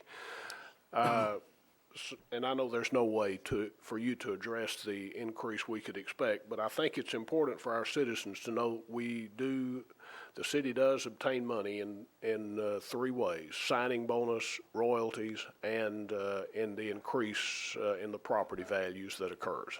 Yes, sir, that's exactly right. And it's just something that needs to be done. It's laying down there dormant. We can use the money. We need to get it out. And I don't know what else to tell you. Okay, that's all I have. Councilmember Clark, and then I'm going to call for a motion on this item. Thank you, sir. Is there any revenue from the supply lines that have to be laid from wherever to get to the well? Maybe Mr. Muir might know that answer. No, the city won't realize anything from that, I don't think, unless it went maybe, no, when you grant right-of-ways, do you get any money? If you do, that would be all it would be. I'm not sure this qualifies as franchise fees per se. That's not, I've know. never heard that I don't, discussed. yeah, I'm not fully aware of that, but that's not to say that, some of these oil and gas attorneys that are certainly smarter than me. It seems like back when this was before the P&Z, that they were talking about some sort of fees or something came in with the laying of the lines. Does that sound familiar, Wayne? In the right-of-way, yes. Uh-huh. Yes, they've Yeah, got to it get our. seems Oh, like yeah. back in the Now, P&Z if it's days- if they got pipeline in our waterway, yes, Yeah. we do get something for that. Yeah. It won't be in the form of a franchise fee, but yes, we Okay. do get something for that. Yeah, I mean, I'm going way back in my mind, but. Income. Okay, thank you, Mr. Snow. Thank you. Has anyone else signed the speaker's request form? Councilmember Branson, I think you said a while ago you were ready to make the motion. Yes, I feel like this is almost, like I've given birth to this. I mean, it's been going on for 2 years, Bill? And your Because motion, Bill was the chairman of the P&Z. Yeah, it's been going on a long time, so I would be more than happy to make the motion to ask Tom, to direct Tom to put out the Haltom City properties for lease for gas. is that verbiage sufficient? Okay. Councilmember Hutchison. That would be a second for the city manager to do the same. Okay, have a motion and a second on item number 12. Any further discussion? If you'll register your vote. And that is a unanimous vote of the council. Okay, we move now to the Visitor Citizens Forum. This is a time set aside for any person having business before the council that is not scheduled on the agenda to have an opportunity to address the council. We do have 2 speakers' request forms that have been submitted.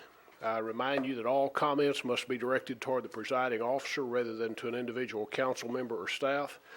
Each speaker must limit his or her comments to the subject matter listed on the speaker's request form and must refrain from personal attacks toward any individual. Council cannot discuss or debate any issue brought forth at this time, nor can any formal action be taken as it is not a posted agenda item in accordance with the Texas Open Meetings Act. We have William F. and is that Whiter? Weeder. I apologize. I don't read very well. If you would, we need you to come to the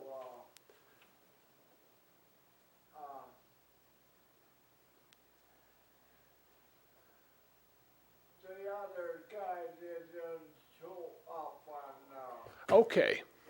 Okay, thank you, sir.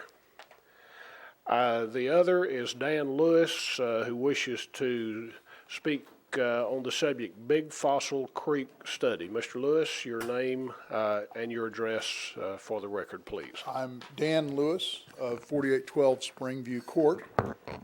And earlier in your meeting, during the financial, they mentioned the Big Fossil Creek Study, which seems to have been going on long past forever.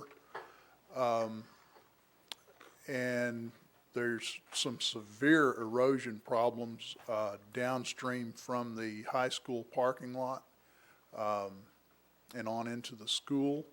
And we're losing some potentially valuable land. I would like to request that the council summons the Corps of Engineers to have a public hearing on this. And, let's hear what they've found. I know they're the federal government, but it's our town and our tax dollars, by the way. So if we could issue a summons and drag They had a public meeting on this probably 60 days ago, within the last 60 days. And somebody wasn't listening, okay. And I was not there. I did have staff there, but they have had that. I'm not sure whether we can summon them here or even something along those lines. But I'll see what I can do about getting you some updates on that.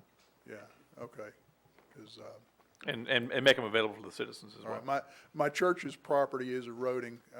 We've got usable land and unusable land, and the speed of the creek is eating the usable land, and we're told we can't do anything with it. We can't do anything to stop it. We can't do anything about it without permission from the federal government, even though it is the church's land. So I'm going to start watching for those hearings. Thank you. Thank you, Mr. Lewis. Not having anyone else who's filled out a card to address the council at this time, we will move then to item 13, resignation of board members. I think we have some resignations tonight. Council Member Bransom, I believe you have a resignation. Yes, sir, I have two resignations.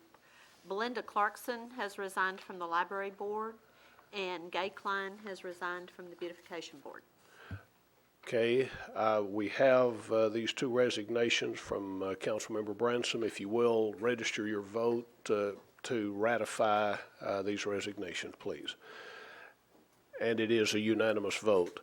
Councilmember Holcomb, I believe your light is on. Yeah, Mayor, I just wanted to bring it to the attention. We had another speaker, I believe, out in the audience. He was raising his hand. Ray, I don't know if it's too late to step back now, but No, it isn't too late. Sorry about that. It's late. I didn't, hang on. We'll get to that in a moment. And thank you, Councilmember Holcomb, for being attentive to that. Councilmember Sutton.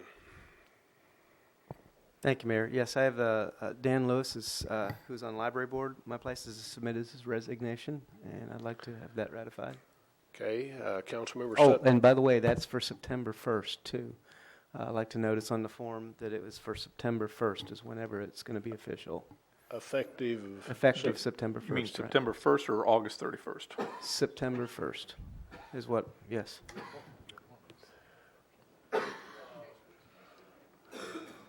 How about the end of the month, August 31st? How about the end of the month? Okay. How about the All right. end of the month? All right. Okay. Okay.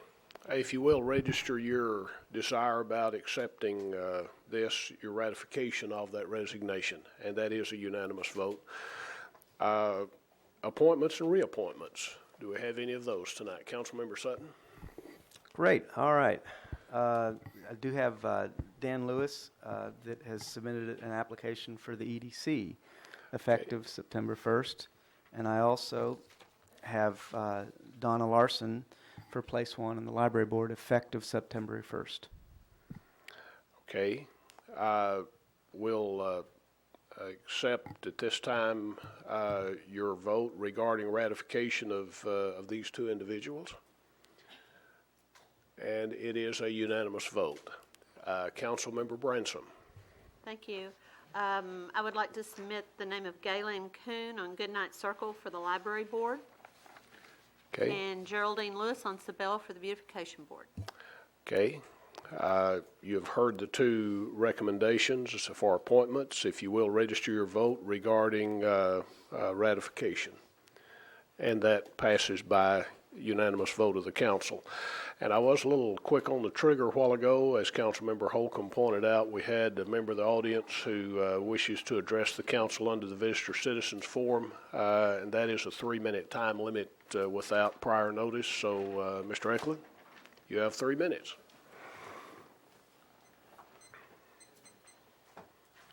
Thank you, Mr. Mayor. I'm Ray Eklund at 2532 Oakwood Terrace. Regarding the issue that we were discussing earlier about the property down there on the corner of Haltom Road and 121 and on the other street there, it appears to me that from our discussion and the way the zoning went, that the city almost is in one evening applied eminent domain to a 7-acre piece of property that they don't own. Now, eminent domain, I know it's not legal, but it's about what you've done. You've reached out and grabbed somebody else's zoning and said, you know, we're not going to do this for you, and we're not going to move forward to hear the whole plan.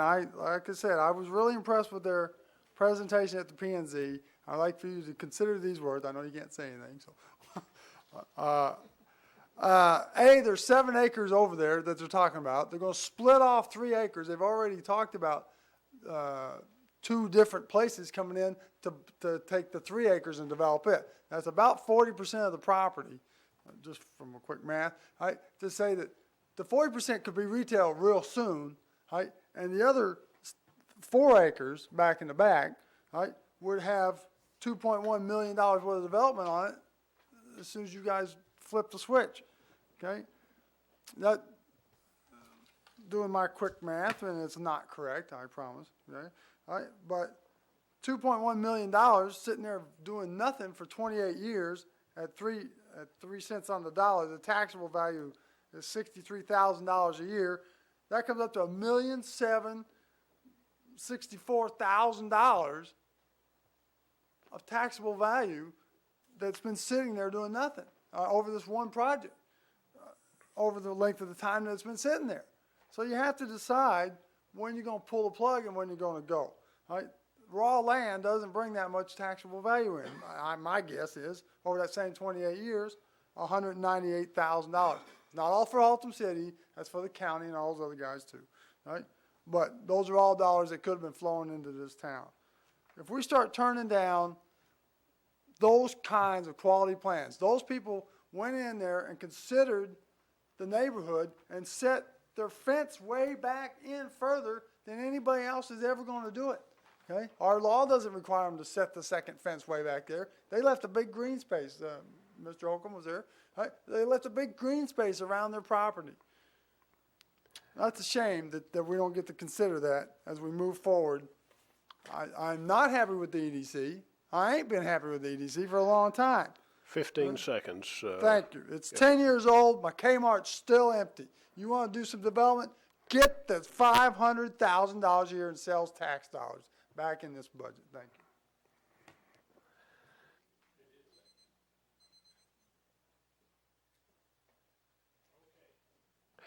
you. We now have addressed all the items on the agenda. The council will move at this time into executive session as is authorized by section 551.071 and .072 of the Texas Government Code.